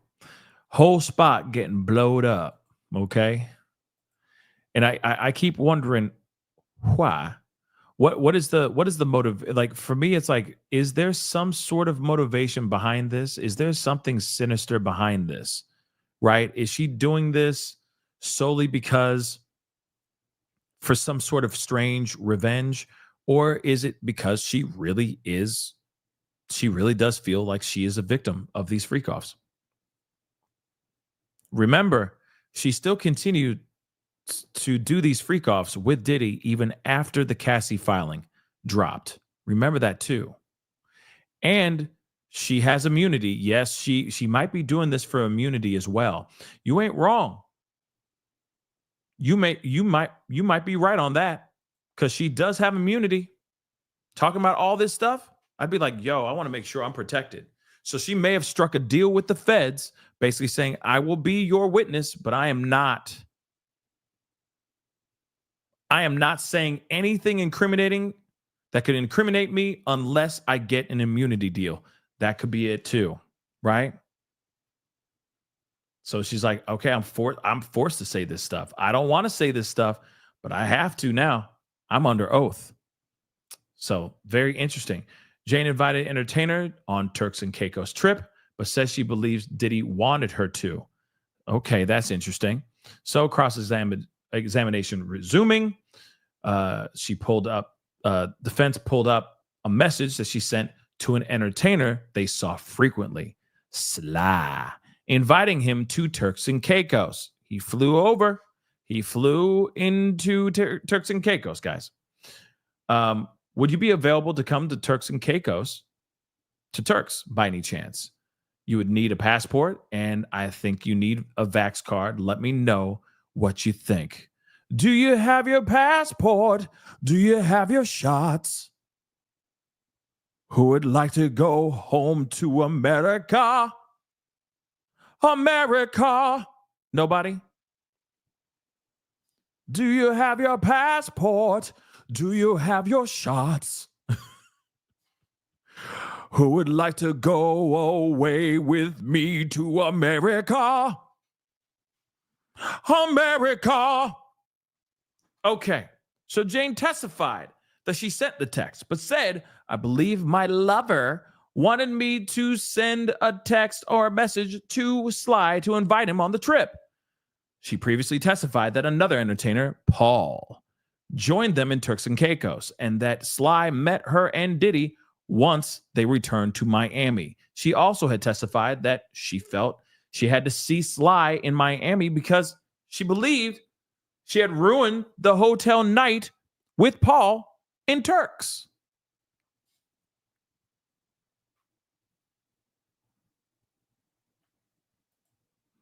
Do you have your passport? It just stays in your head. Do you have your shots? Oh, man, he said that out loud, y'all. He said that out loud. Okay, moving on. All right, moving on. Okay, so they're pulling up an example or an exhibit, okay? And this 3152, is it a message after the hotel night saying, I love living in the moment with you? It was our little party, rosé, whatever we were saying. Is that also a moon emoji? Your Honor, this is what prosecution says. Your Honor, may we approach? Yes. And then they go up and approach the bench.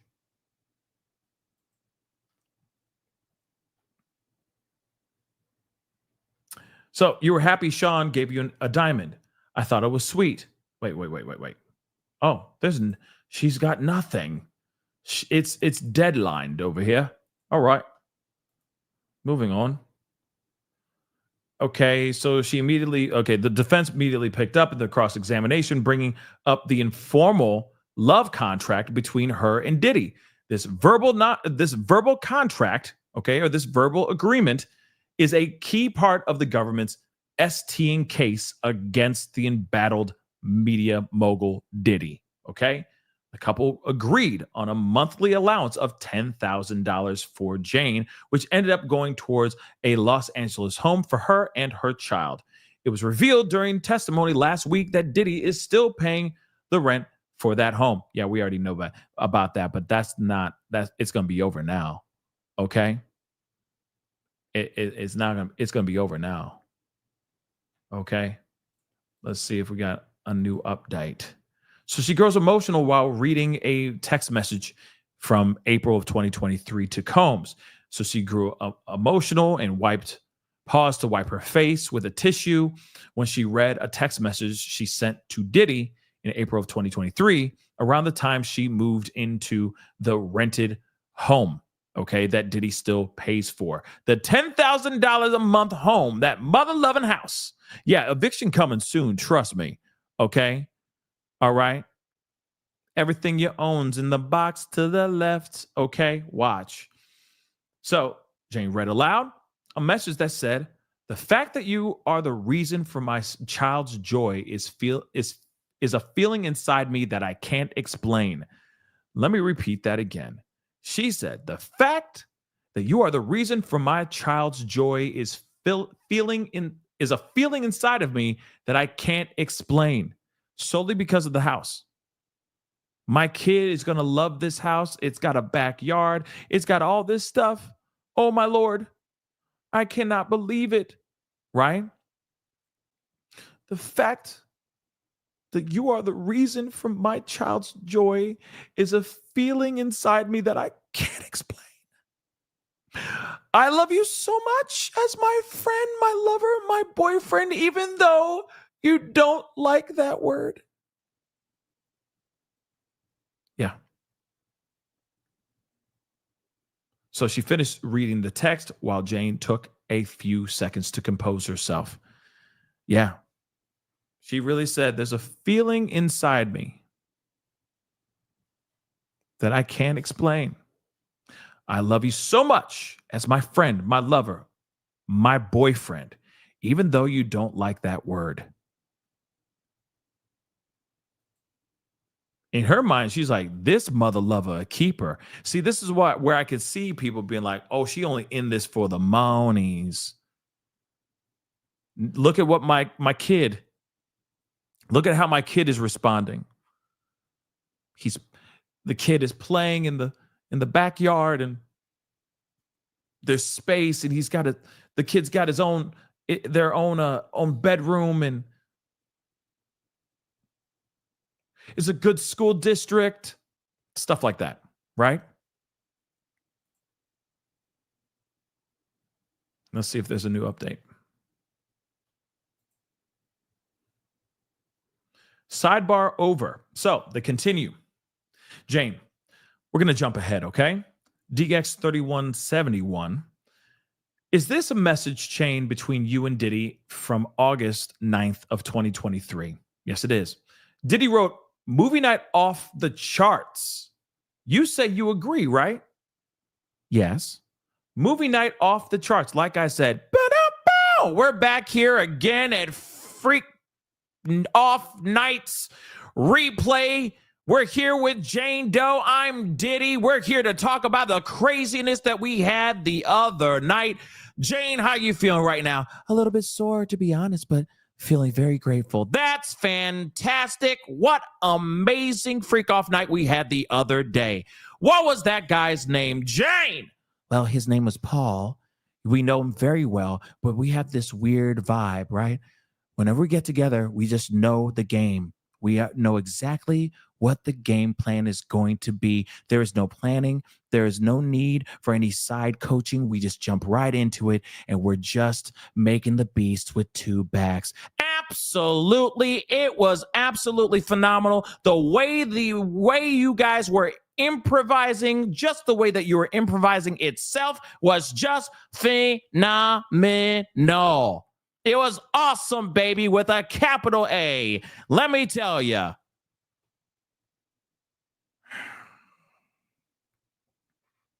And we have to do that again with Paul. And maybe Sly at the same time. I second that emotion. Let's roll the bean footage, whatever. Let's run that beautiful bean footage, shall we? One day, I'm just going to go crazy. I'm telling you, one day I'm just going to go crazy, and I will do a full-on freak off sports commentary skit. Just wait for it. It'll just be random, using every innuendo I can think of. Okay? Every innuendo. I'm kidding. I'm not going to do that, but moving on. Freak off nights or movie night, okay, off the charts. You say you agree, right? Yes. Then the all-star night, canceled by hurricane, right? Yes. Then you heard Diddy on a podcast in Croatia where he said he had relations on a yacht trip. And you said he lied to you, right? Yes. That hurt my feelings.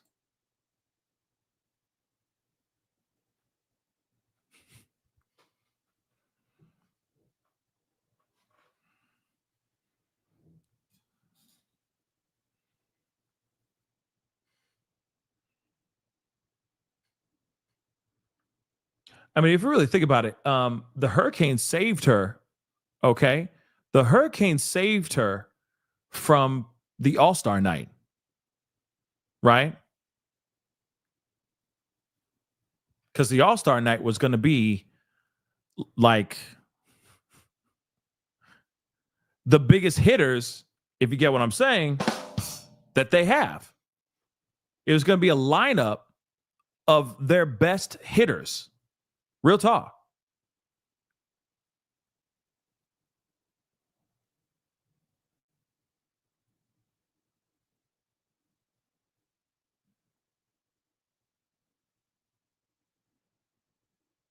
Just lining up. Batter up. You know what I mean? Oh, my dear Lord. And we're still waiting. It hurt my feelings, yes. Let's see what they have. Okay. So you wrote, all I have in my mind right now is your passionate lovemaking, right? Yes. Wait, hold on. Let me just make sure. Okay. I just want to make sure this is not a mess up. Okay. Yes. You saw him 2 weeks after that, but you guys did not have a hotel night, right? Maybe. Garagos asks if there will be any objections to the voice note she's going to play.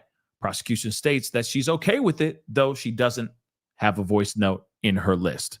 So it's not even on there. So they're just throwing up something going, surprise, right? So give me a minute. I'll move on. Did you ask about hotels or Airbnbs? Yes. Diddy asked, how do you know that there aren't cameras in the Airbnb, right? Yes, I wrote, they could be covered by security. We'll just say it's our anniversary and we want to cover them to feel more comfortable. What did you write to Diddy? You make my child so happy. I love you. Then she goes, take time, take as much time as you need. Oh, I already said all this stuff, I think. Maybe I did. I don't remember. Nope, I did not. Sorry. I said it from the inner city press, but not here. Sorry. So take as much time as you need. I do remember. Are you ready? Yes. In this, where are you? Hotel night. This is 3136 sealed. And this 3152, is it a message after the hotel night saying, I love living in the moment with you? It was our little partay rose, whatever you're saying. Is that a moon emoji? And then, of course, they asked for a sidebar. Let's go over here. So Jane dabs her eyes as text expressing her love for Diddy is read. So she confirmed that she helped take care of Diddy in June of 2023 after he had surgery. And they did not have any hotel nights that month. So she got the month off because he had surgery. She testified that they had a hotel night in early of July of 2023. Defense attorney Garagos read aloud a text message that Jane sent to Diddy the day after, which said how much she loved him and spending time with him. She appeared to get emotional and dabbing her eyes with the tissue. Garagos then asked the judge if the lawyers could approach the bench. Garagos asked the judge if they can approach the bench, which is interesting as well, because I'm wondering what they need a sidebar for. Like, this audio right here is about to be insane. Okay? So I'm just letting y'all know. Prosecution, don't be surprised. Don't be angry. Don't throw out some objection BS, because it's about to blow your socks off. Okay? Maybe that's what's going on. Sabrina, thank you so much. I appreciate it. They're all performing in their own movie. Yeah, they are, aren't they? They have our attention, though. No doubt. Casey's husband was also a personal trainer, too. I think you're saying Cassie. Cassie's husband, yes. Cassie's husband most definitely was a personal trainer too. So it does make you wonder, like, what happened there? Okay. Was he ever involved in any of this BS or no? But Sabrina, thank you so much for the super chat. But that is indeed something that I'm quite curious about as well. Passionate love making. Yes. Passionate love making. I can't wait. She sounds to me like she comes from the old South. You know what I'm saying? It's like it's very Gone with the Windish. That's the vibe I'm getting. You know what I mean? Schnookums, I can't wait for us to have some love making. Let's get together and just have a little fun. You can get over here and sock it to me. You know what I mean? That's kind of the vibe I'm getting from her. It's very old school, kind of dramatic. Just a little bit dramatic in her words. You know what I mean? Schnookums, lover. I need to go see my lover. You know what I mean? Very much that vibe. Very much that vibe.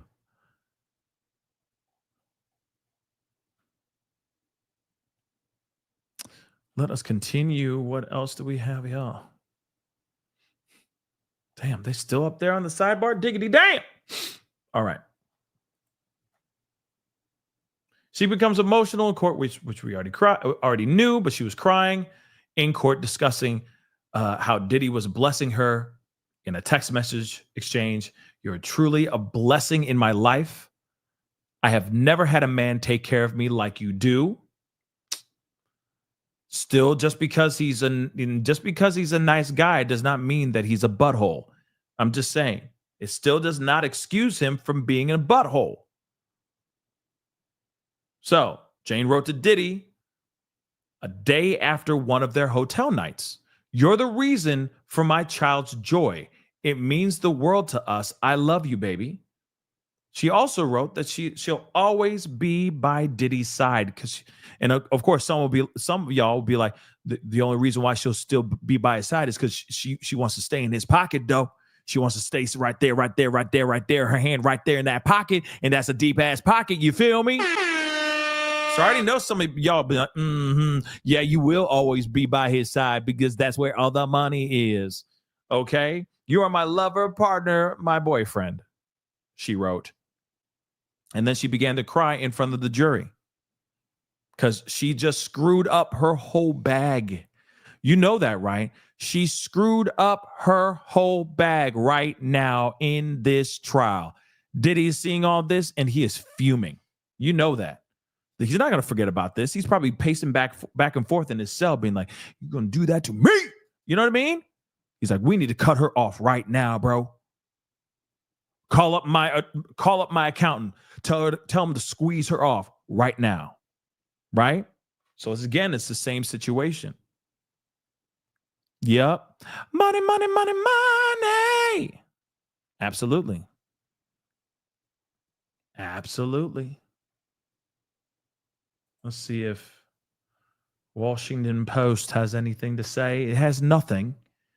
Nothing to say. Let's see if they came back.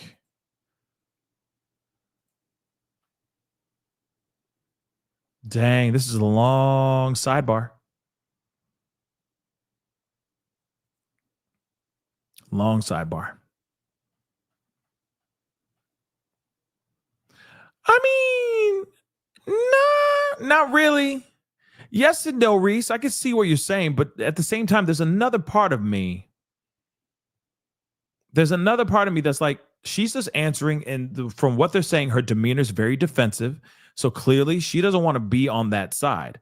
She doesn't want to be on the defense side. But they're poking holes. That's one thing they're doing. They're definitely poking holes. So we'll see what happens here. But this is no bueno. This is no bueno. Actually, in the meantime, I need to check something. Because the LA riots and the protests and all that, how the city be going out here. You realize that and I hope maybe I'll be on tonight or a little bit later on this afternoon to cover some of the stuff that's been going on in LA but also it is spreading out to Dallas, Austin, Chicago, New York, okay? Miami, Tennessee, New Jersey. Okay, no. Nobody? Okay. Atlanta got the girls with them Daisy Dukes. That's a throwback. But there's a lot going on, okay? A lot of protests going on throughout the entire country, okay? And apparently there's more and more protests that are starting to just spark off in random areas, okay? Right now. Yeah. So, in a couple hours, maybe. It just depends on if I can. I will be hopping back on to cover all the chaos. I was going to do it last night, but I just couldn't do it. Wasn't able to. But tonight, hopefully, I will be able to cover a little bit of it because it is crazy out there. And it's definitely a moment. It is definitely a moment in history for sure. Okay. But there is a lot going on. Hold on. I'm about to refresh this too, but I just wanted to see what they talking about. So hold on. Let's refresh this just to see. Still nothing. Damn. What is taking so long? Are they listening to the voice message? What's the issue? Are they having technical issues or something like that inside?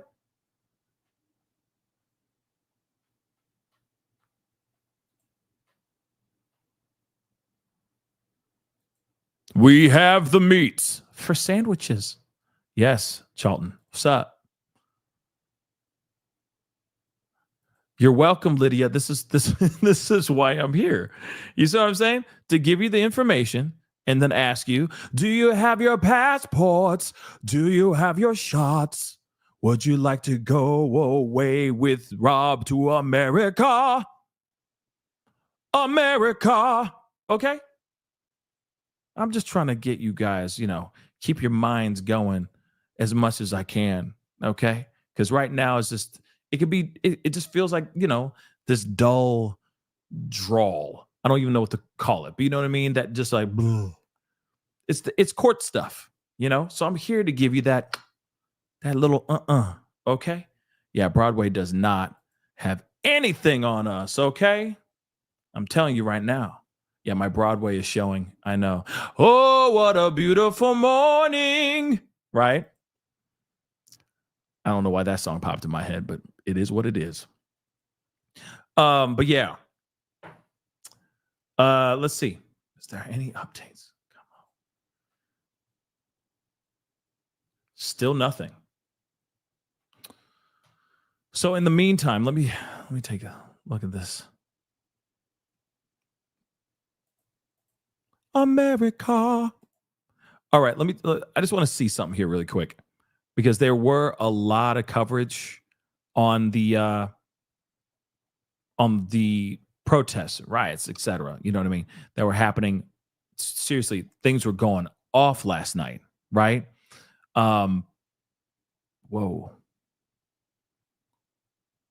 Yeah, things were getting crazy. And then near a certain moment in the night, it just got even it just started escalating like crazy.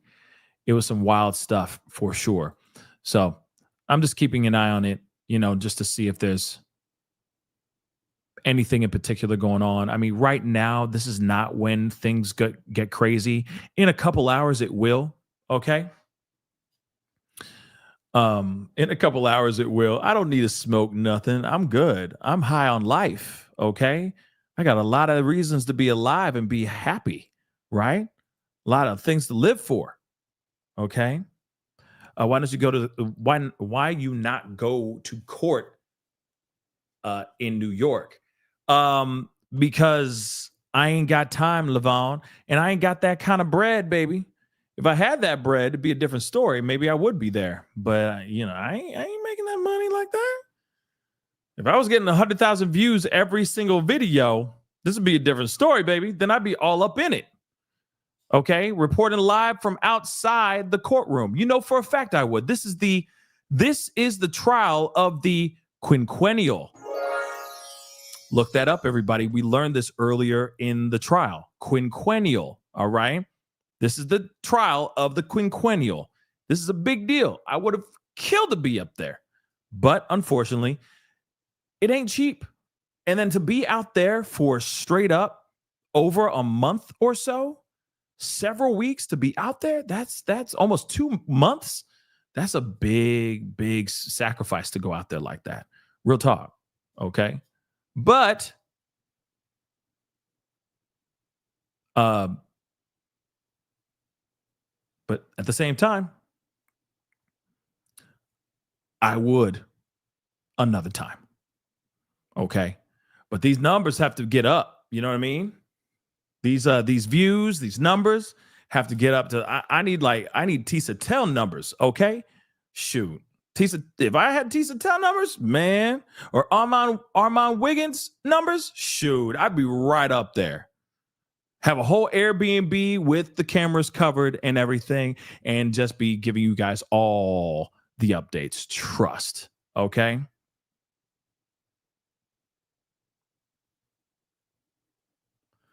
Oh, well, I appreciate that. Seriously, that really means a lot. Okay. No. I appreciate you. You know what I mean? I appreciate you saying that. You know, I just feel weird about like reaching out to people being like, to y'all and be like, can I just get some money? Like, that's weird. You know what I mean? Respectfully, you know? But one day, when there's another big trial that we are covering, and if I can get out there like that, oh, absolutely, I will be boots on the ground. You will be annoyed as hell with me because I will be live streaming like a mug every 5 seconds. Okay. And here's the other thing too. And I'm gonna make myself big just to say this. I would make sure that those lives look professional as hell. Not just something that's on my phone. It'd be done right. Not saying that the live streams are not done right, but you know what I'm saying. I'd have a whole rig to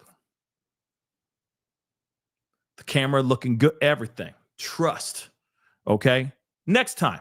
Because you know for a fact somebody else is going to get in trouble, like Jared Leto.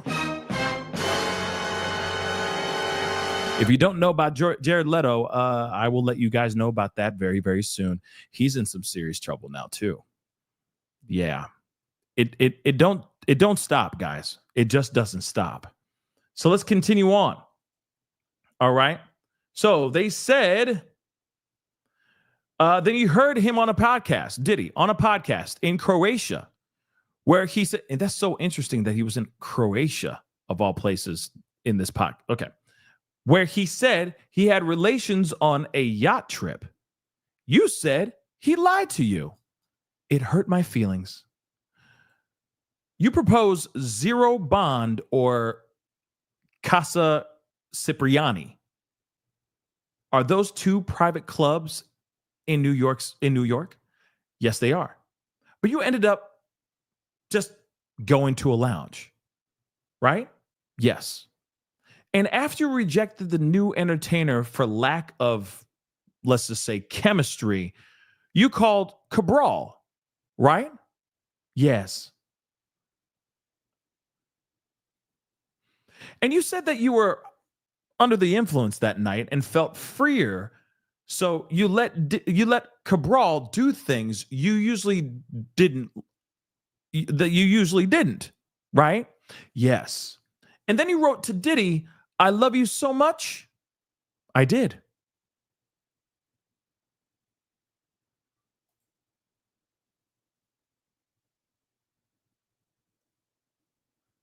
Yeah, something about Cabral. She was like, what? In the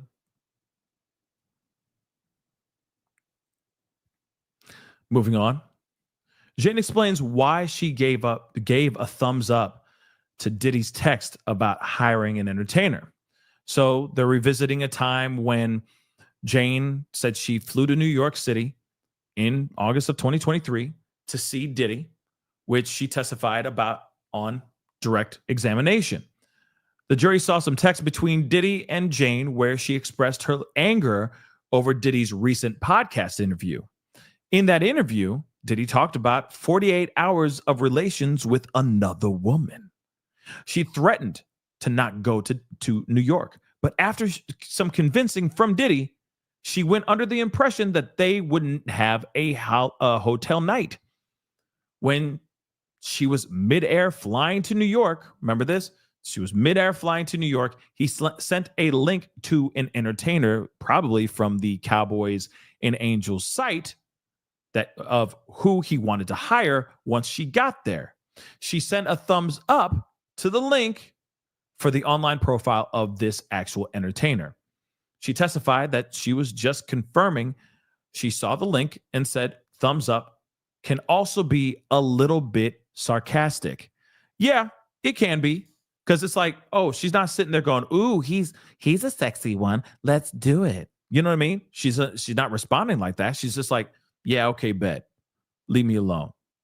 So I can see that. It can be interpreted that way too. It can. I know the people who are, free Diddy are sitting there going, no, it's not. It just means she was cool with it. Well, she could have done it just being like, this heifer right here still throwing me random links of dudes when I thought it was going to be me and him for this little trip. Now I got to perform again. I bet. I'll just like it. This mother lover. That could be it too, man. That could very well be it too. Let's see what they say now. Oh, come on.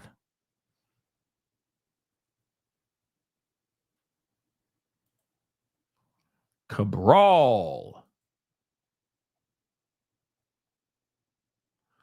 Nothing here. Nothing here. Son of a gun. Yeah, after 2 years. After 2 years. Years and years and years of being just made, made or allowing to do things, right? Years and years of however you want to see it, whether she allowed it and regretted it greatly later or was forced to do it and regretted it later. Still, no matter what, very bad. And I could see her at her wit's end being like, I can't keep performing like this. Okay? I can't keep performing just like this. This is insane. You know what I mean?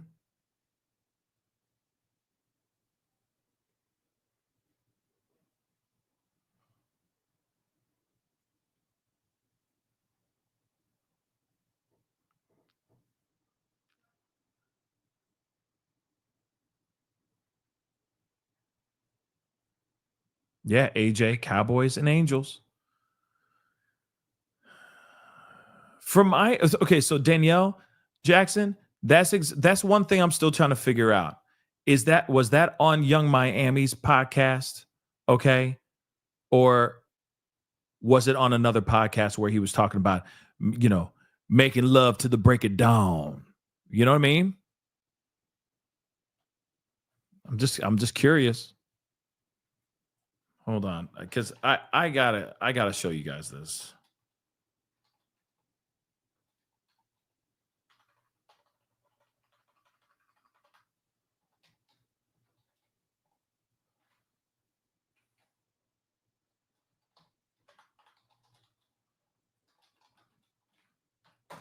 I hope I can find it quickly. Yes, I can. Since we got a little bit of time, I need to show this to you guys, because I can't. Every time I hear "To the Break of Dawn," this is what I see every time. Every time.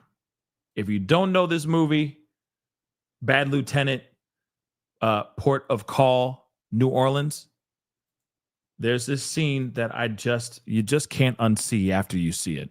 Okay, it's Nicolas Cage at his finest.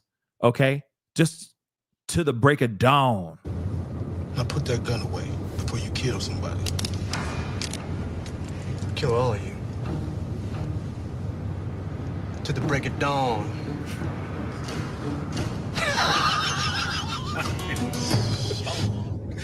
To the break of dawn, baby. I'm sorry. Forever. That is stuck in my head. Okay, that is rent free in my head, guys. I'm sorry. It's hilarious. I'm sorry. Okay. To the break of dawn. And he thinks he's trying to be slick. It's hilarious. Let's move on. To the break of dawn, baby. All right. So, and then you wrote to Diddy, I love you so much, after Cabral did things that you usually would not let him do, right? She says, I did. You spoke about the sobriety party. You resented him for it, right? Yes, I did. You had wanted to break up with him after you saw him with Gina, right? There were so many times I wanted to break up with him. And that's it.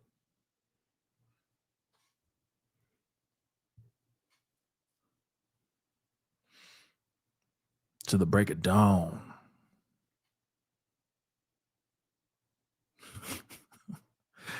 Anyway.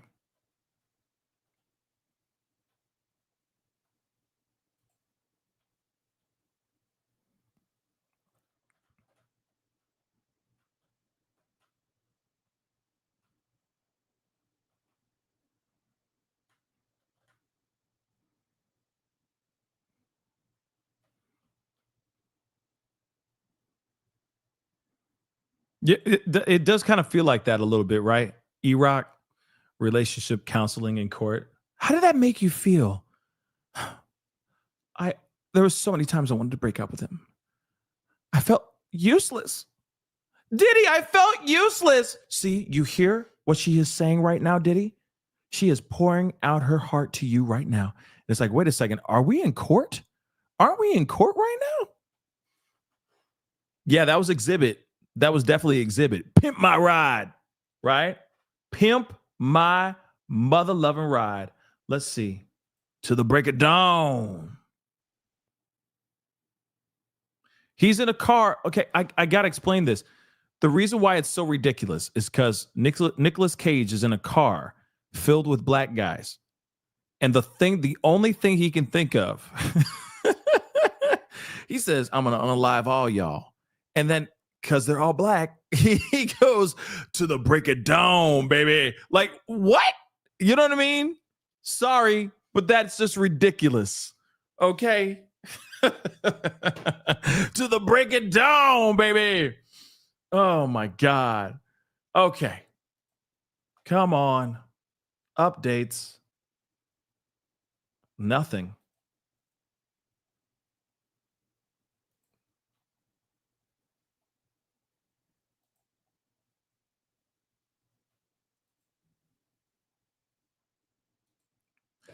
Oh, that's so frustrating.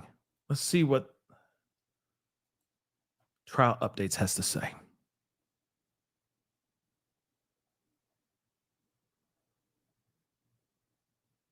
Okay. Let's go back to a little bit after the sidebar. So jumping ahead, this is a message chain between you and Diddy on August 9th of 2023, correct? Yes. Diddy writes, movie night off the charts. You say you agree, right? Yes, I do. Yes, I did. The All-Star night was canceled by the hurricane, right? Yes. Then you heard Diddy on a podcast in Croatia where he said he had relations on a yacht trip, right? You said he lied to you. It hurt my feelings. Okay. You propose Zero Bond or Casa Cipriani. These are two private clubs in New York, right? Yes. But you ended up going to a lounge instead, right? Yes. And after you rejected the entertainer for lack of chemistry, you ended up calling Cabral, right? Yes. And you said you were under the influence that night and felt freer, for lack of a better term, and you let Cabral do things you usually didn't allow, correct? Yes. And then you wrote to Diddy, I love you so much, correct? I did. Jane, while you were on a flight to New York, Diddy sent you something, correct? Yes, he sent me a link. What was the link? It was a profile for an entertainer he wanted to hire once I got there. So how did you respond? I sent a thumbs up emoji. Were you agreeing to it? No, not necessarily. I was just confirming that I saw it. So the thumbs up wasn't enthusiasm. No. Thumbs up can be more, it can also be a bit sarcastic too. You spoke about this sobriety party and you resented him for it, right? Yes. You had wanted to break up with him after you saw him with Gina, right? There were so many times I wanted to break up with him. You were in an Equinox parking lot when you tried to break up with him, right? Yes. Let me play that audio recording for you. So, Combs says, we were both tripping. Jane's voice says, we need to pick each other up.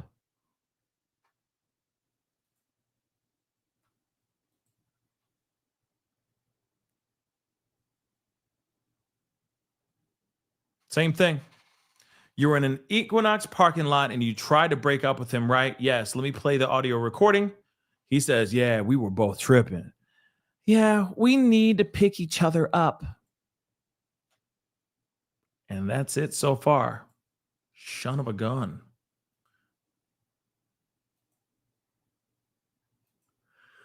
That's so frustrating, guys. Oh, it's so frustrating.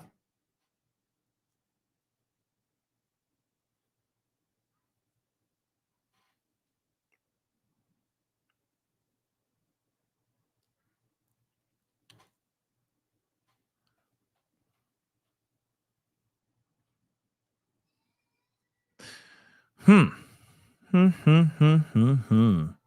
I mean, they got a little bit over. They got 35 minutes left in this trial in today, right? And then they got to wrap it up. Excuse me. They're gonna have to wrap it up for the day. But still, very interesting what's going on. Like I said, they're trying to make it seem like she was loving every minute of it, right?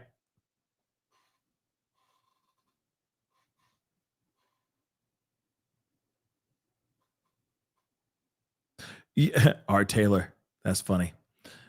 I want to leave you, Diddy. And Diddy says, I want to leave you. Diddy says, bye. And then Jane says, are you breaking up with me? It's like, oh, my dear Lord. Okay.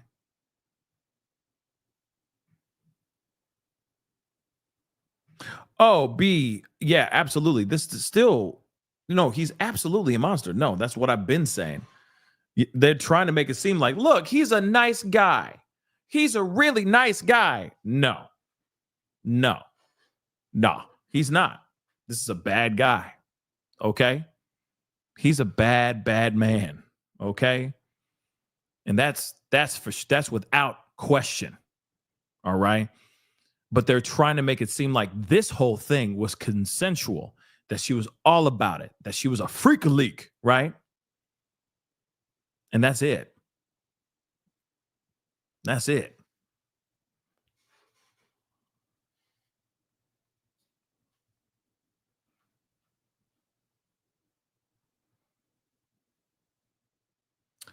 Refresh this, see if there's anything new.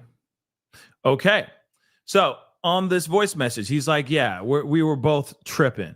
She says, we need to pick each other up, right? So no entertainers that night, right? Right. But it was after that video in Cassie's lawsuit. It was after that video in Cassie's lawsuit was made public, though, right? Yes. Before that, would Diddy write Cassie love letters while with you? I'm not sure. Oh, I remember. I remember what? Do you remember? Do you remember him writing love letters to Cassie while he was with you? That'd be interesting. And like I said, Alex Fine will be very angry. He's going to be angrily doing burpees for the rest of his life. I feel bad for Alex Fine. I really do. Okay? He's going to be doing burpees, angry burpees for the rest of his life. F you, Diddy. You know what I mean? It's kind of sad. B. Will, thank you so much. I appreciate it. Thank you so much for the super sticker. That means a lot. Thank you so much.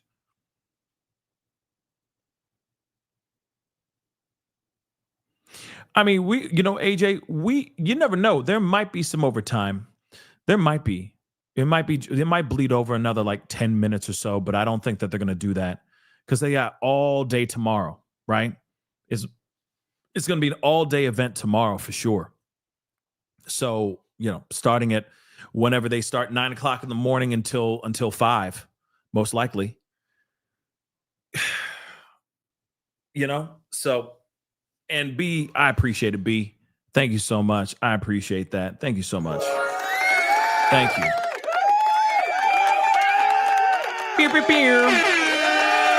Thank you. I appreciate it. I always appreciate positive reinforcement. Okay. Keeps me going. Okay. Keeps me feeling like I'm on the right track. So thank you. I appreciate that. Let me refresh this. Let's see what they say now. Hopefully we got some, then more. Yeah. Adjourned. Whoa. What? What? What? They're adjourned for the day. That was a weird place to stop. I'm not sure. Oh, I remember. Huh? That was trash. Hold on. Hotel Nights put Diddy at peace. This is what she says when asked. Okay, they're arguing about him spending time with his other girlfriends, like Gina, who Jane said brought drama into the relationship. She testified that Diddy and Gina had a lot of public problems, causing Diddy to bring negativity into his relationship with her. At one point, Jane was expressing frustration over his relationship with Gina. He texts her, "Girl, stop. I don't feed into this. I need you. You're the only thing that's going to put me at peace. Please." So the only time he gets at peace is when she's in a freak off, when she's essing some D's. Then he's like, oh, life is at a balance again. Namaste. That's literally what is going on. I feel one with the earth when I see you essing some D. This girl's making me aggravated and angering the hell out of me. But when I see you perform on that pole, when I see you slob that knob, zen. Okay. This is the wildest thing I've ever heard. So defense asked Jane, "You thought the hotel nights would put him at peace?" Yes, she said. Jane also agreed that when Garagos asked if part of why she agreed to the hotel nights was because she thought the encounters brought Diddy peace. So she says she resents Diddy for knowing, quote unquote, how I couldn't say no to him. So she returned to talking about this sobriety party Jane previously testified about. Earlier during the testimony, she described the party, saying it was one of the 2 times she tried to not use substances during a hotel night with Diddy. Garagos asked if Jane had agreed to that actual night. She says, unfortunately, yes. So Garagos pointed out that Jane was, quote unquote, said, unfortunately, but had agreed to do it anyway, right? You agreed, you regret now, but you agreed to it. Is that fair? I resent him for knowing how much I loved him and how much I couldn't say no to him, she said. Garagos asked a few more questions or asked a few more times about regret, with Jane responding each time that she resented Diddy. And you regretted it, right? Garagos asked. I believe resent and regret lie in the same feelings, she said. Interesting. Nothing from NBC. Let's see. Washington Post. I can't talk. So she broke down on the stand while reading aloud these love letters, love messages that she had penned after a hotel night or freak off that year. Jane texts Diddy, the fact that you're the reason. Okay, we already read all that crap. Diddy did not make eye contact, instead keeping his gaze focused on the screen in front of him, showing a transcript. Jane has been under cross-examination, which we already know about that. Shortly after a New York trip in 2023 that included a freak-off, Jane apologized to Diddy via text for getting upset with him. Jane had previously testified that she believed it would be a romantic trip. Instead, it was centered around a hotel night, causing her to tell the producer, Diddy, she was quote-unquote done with these sessions with workers. Jane ended up getting the vid from the encounter, and Diddy went to Howard Homecoming in Washington shortly after. I love making you happy, she wrote to him in a text message exchange. No one can ever compare to you. So her demeanor on the stand has changed markedly since Tuesday, when she was occasionally defiant. She has cast her eyes downward and at times spoken barely above a whisper. So some places are saying that she is some places are saying that she's being defiant, and now Washington Post is saying that she's being very soft-spoken, right? Which is interesting. Because you also got to remember, as they're asking questions to her, as they're like drilling her with questions, okay, she's probably like, oh my God, maybe I see what they're trying to get at. She could be in her own mind being like, am I wrong for being here testifying again? You know what I mean? Maybe they're playing with her mind so much that she psychologically just keeps flipping back and forth, right? That could be it. It could be it. You know what I mean? Or it could be nothing. She just feels, maybe she feels intimidated by how she is coming, how Garagos is coming at her. But from my understanding, from what we've heard, when we had Lauren Conlon from Pop Crime TV on the show, she even talked about it, and she said that at least in the beginning, Garagos was very kind. It seemed as if she was just asking questions, not like berating. It was nothing like Westmoreland or Brian Steele would be like, right? Where they just go in scorched earth and that's it. This particular person, Garagos, is coming in with a little bit of more care, it seems like. But we'll see. We'll see, because they still got tomorrow too, guys. They still have tomorrow. So Ivy, thank you so much for the super chat. Please no more Jane Doe tomorrow. Yeah, she's back tomorrow. Okay. She's back tomorrow. Yeah. And she might be she's going to be for the whole day again. So we're just going to have to get used to it. Get ready. Get prepared. Angie, thank you so much for the super chat. Thank you, Pascal, for the commentary. You're doing an amazing job. Thank you so much. I appreciate it. Dealing with all the personalities in the chat and still remaining positive is a whole job. Yes, it is. If you only knew. It is a lot. It is a lot. But hey, this is what I love to do. This is what I'm here for. Okay. And we're here to talk about all of this. It's just so strange to me that, it's just so strange to me, all of this. This cross is very strange. Okay. yeah, tomorrow again. Why is she taking so long? Because the defense is going to dismantle everything she said over the last 2 days for her 2-day direct examination, or her direct with prosecution. So the defense has every right to have their full time with her.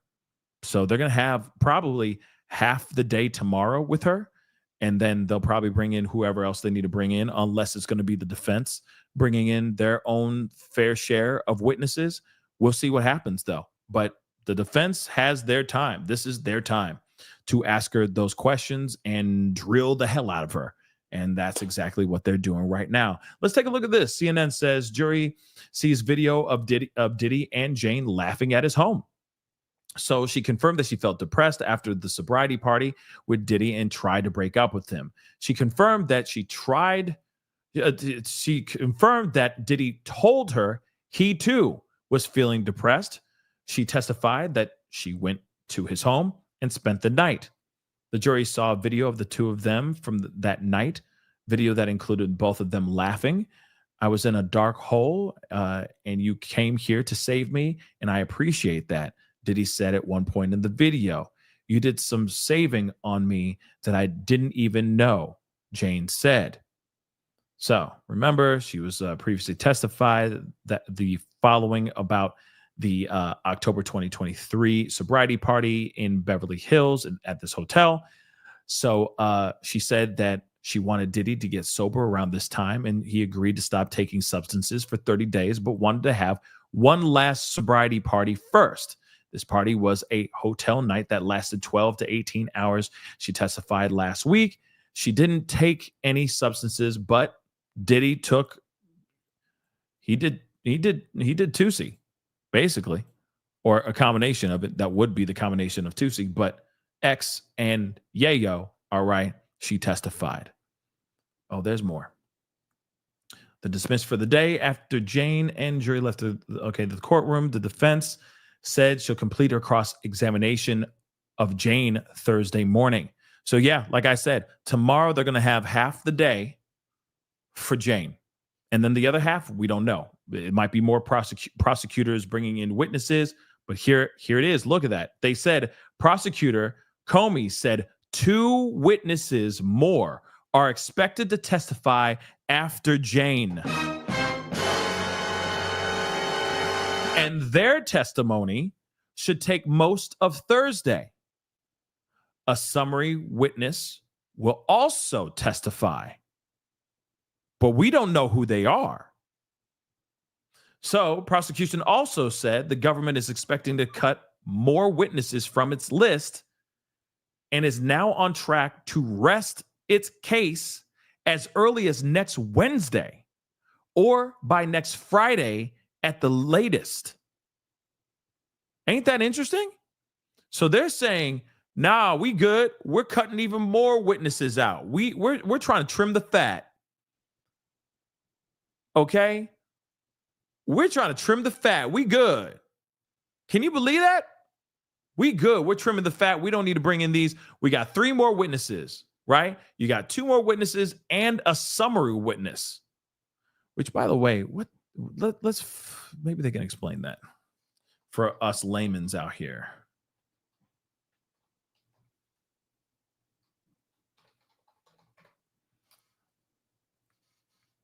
So, in a legal context, a summary witness can refer to 2 things: a witness who summarizes, all the evidence, okay, or a witness who summarizes the testimony of other witnesses. Additionally, a witness summary can be a document summarizing the expected testimony of a witness, especially if a witness statement is not available. Okay. Okay, so another one is a witness summary is a summary of the evidence in if known, which would otherwise be included in a witness statement. Or if the evidence is not known, the matters about which the party serving the witness summary proposes to question the witness. Okay, so Interesting.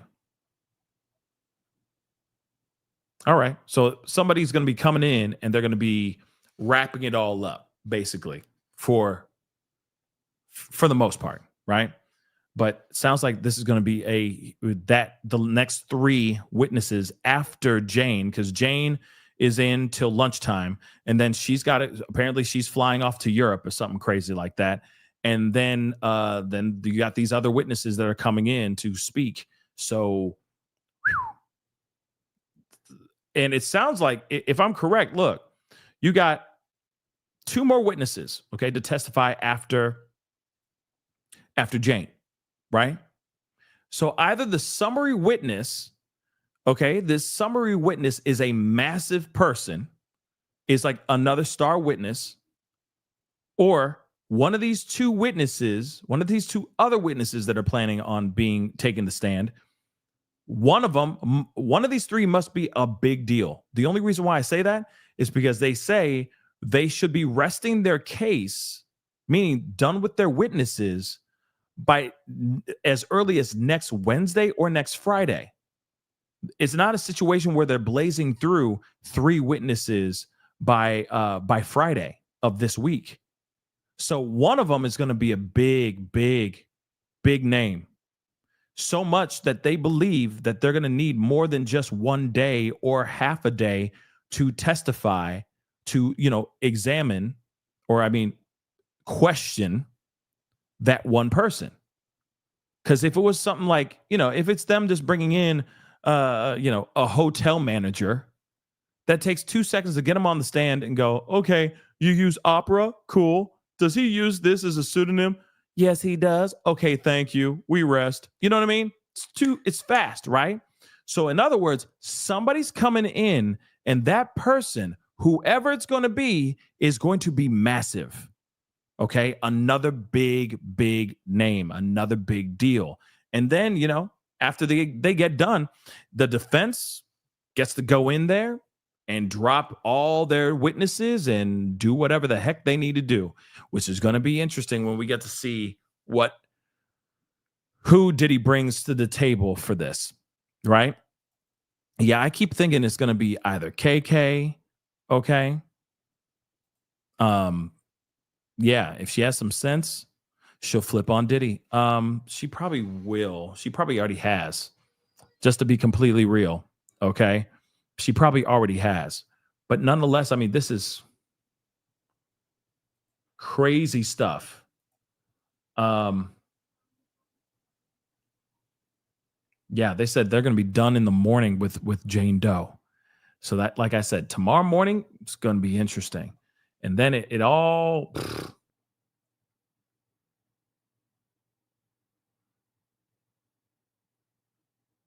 it's all going to be bad.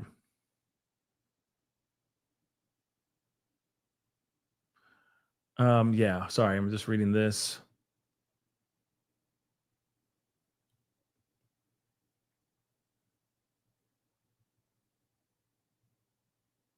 Yeah, like I said, they're trying to show this other side of Diddy, right? They're trying to be like, well, in this one, he had softer moments with her. You didn't see her, getting dragged all over the ground on camera or anything like that. So let's show these other sides of him being a good guy, right? So even here, right? Combs expressed how good for each other they were.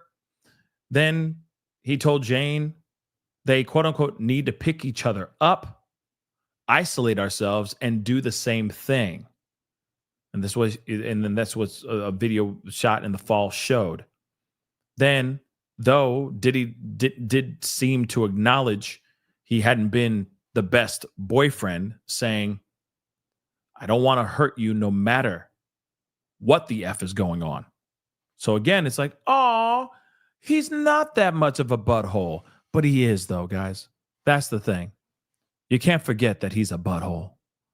Just because he's nice for 5 seconds does not mean that he was doing crazy stuff, right? Because he is doing crazy stuff. But now, the burning question still remains. Is this a situation where Jane Doe was a consensual participant in this craziness? Or was she someone who was forced to do this, right? Let me check out this poll. I'm ending the poll. Okay. 67% of y'all say, no, she was there for the money, which is insane. Okay? Absolutely insane. It's shocking. She was there for the money. 67, basically 68% of y'all say that. That is crazy. Well, we're going to find out more information, but I may be on a little bit later on tonight, or a little bit later on this afternoon. We'll see. I'm still trying to see if the things that are going on in LA and elsewhere are going to be, if it's going to be percolating or not.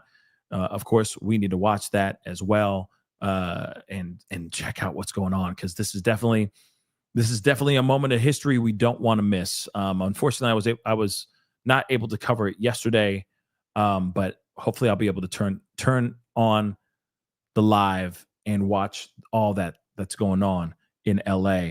But that is the show for right now. We'll be back on for the live coverage of the trial tomorrow, for sure. Tomorrow morning, we'll be back at it again as usual, okay? Because we definitely want to see how this cross ends. And I'm quite curious as to who else is coming up and taking the stand tomorrow and the rest of this week. I think it's going to be very, very interesting. So we're going to see what happens, okay? But do me a favor, guys, before you head out, okay? Simple ask. Hit that like button down below. Crush it. Hit that reaction button if you're watching on other platforms. If you are watching on those other platforms like Facebook, X/Twitter, Instagram, TikTok, Rumble, make sure you're following me on those platforms, please and thank you. All right? Hit that subscribe button here on my main channel. Go to my second channel, The Pascal Show Clips. That would be greatly, greatly appreciated. All right? Hit that join button down below here. Support if you can. Check out my Patreon. And, of course, check out PascalMerch.com. All right? But you guys have a great rest of your day. I'll be back on in a little bit, most likely. So I'll see you guys very soon. Be good to yourselves. Be good to one another. We'll talk soon.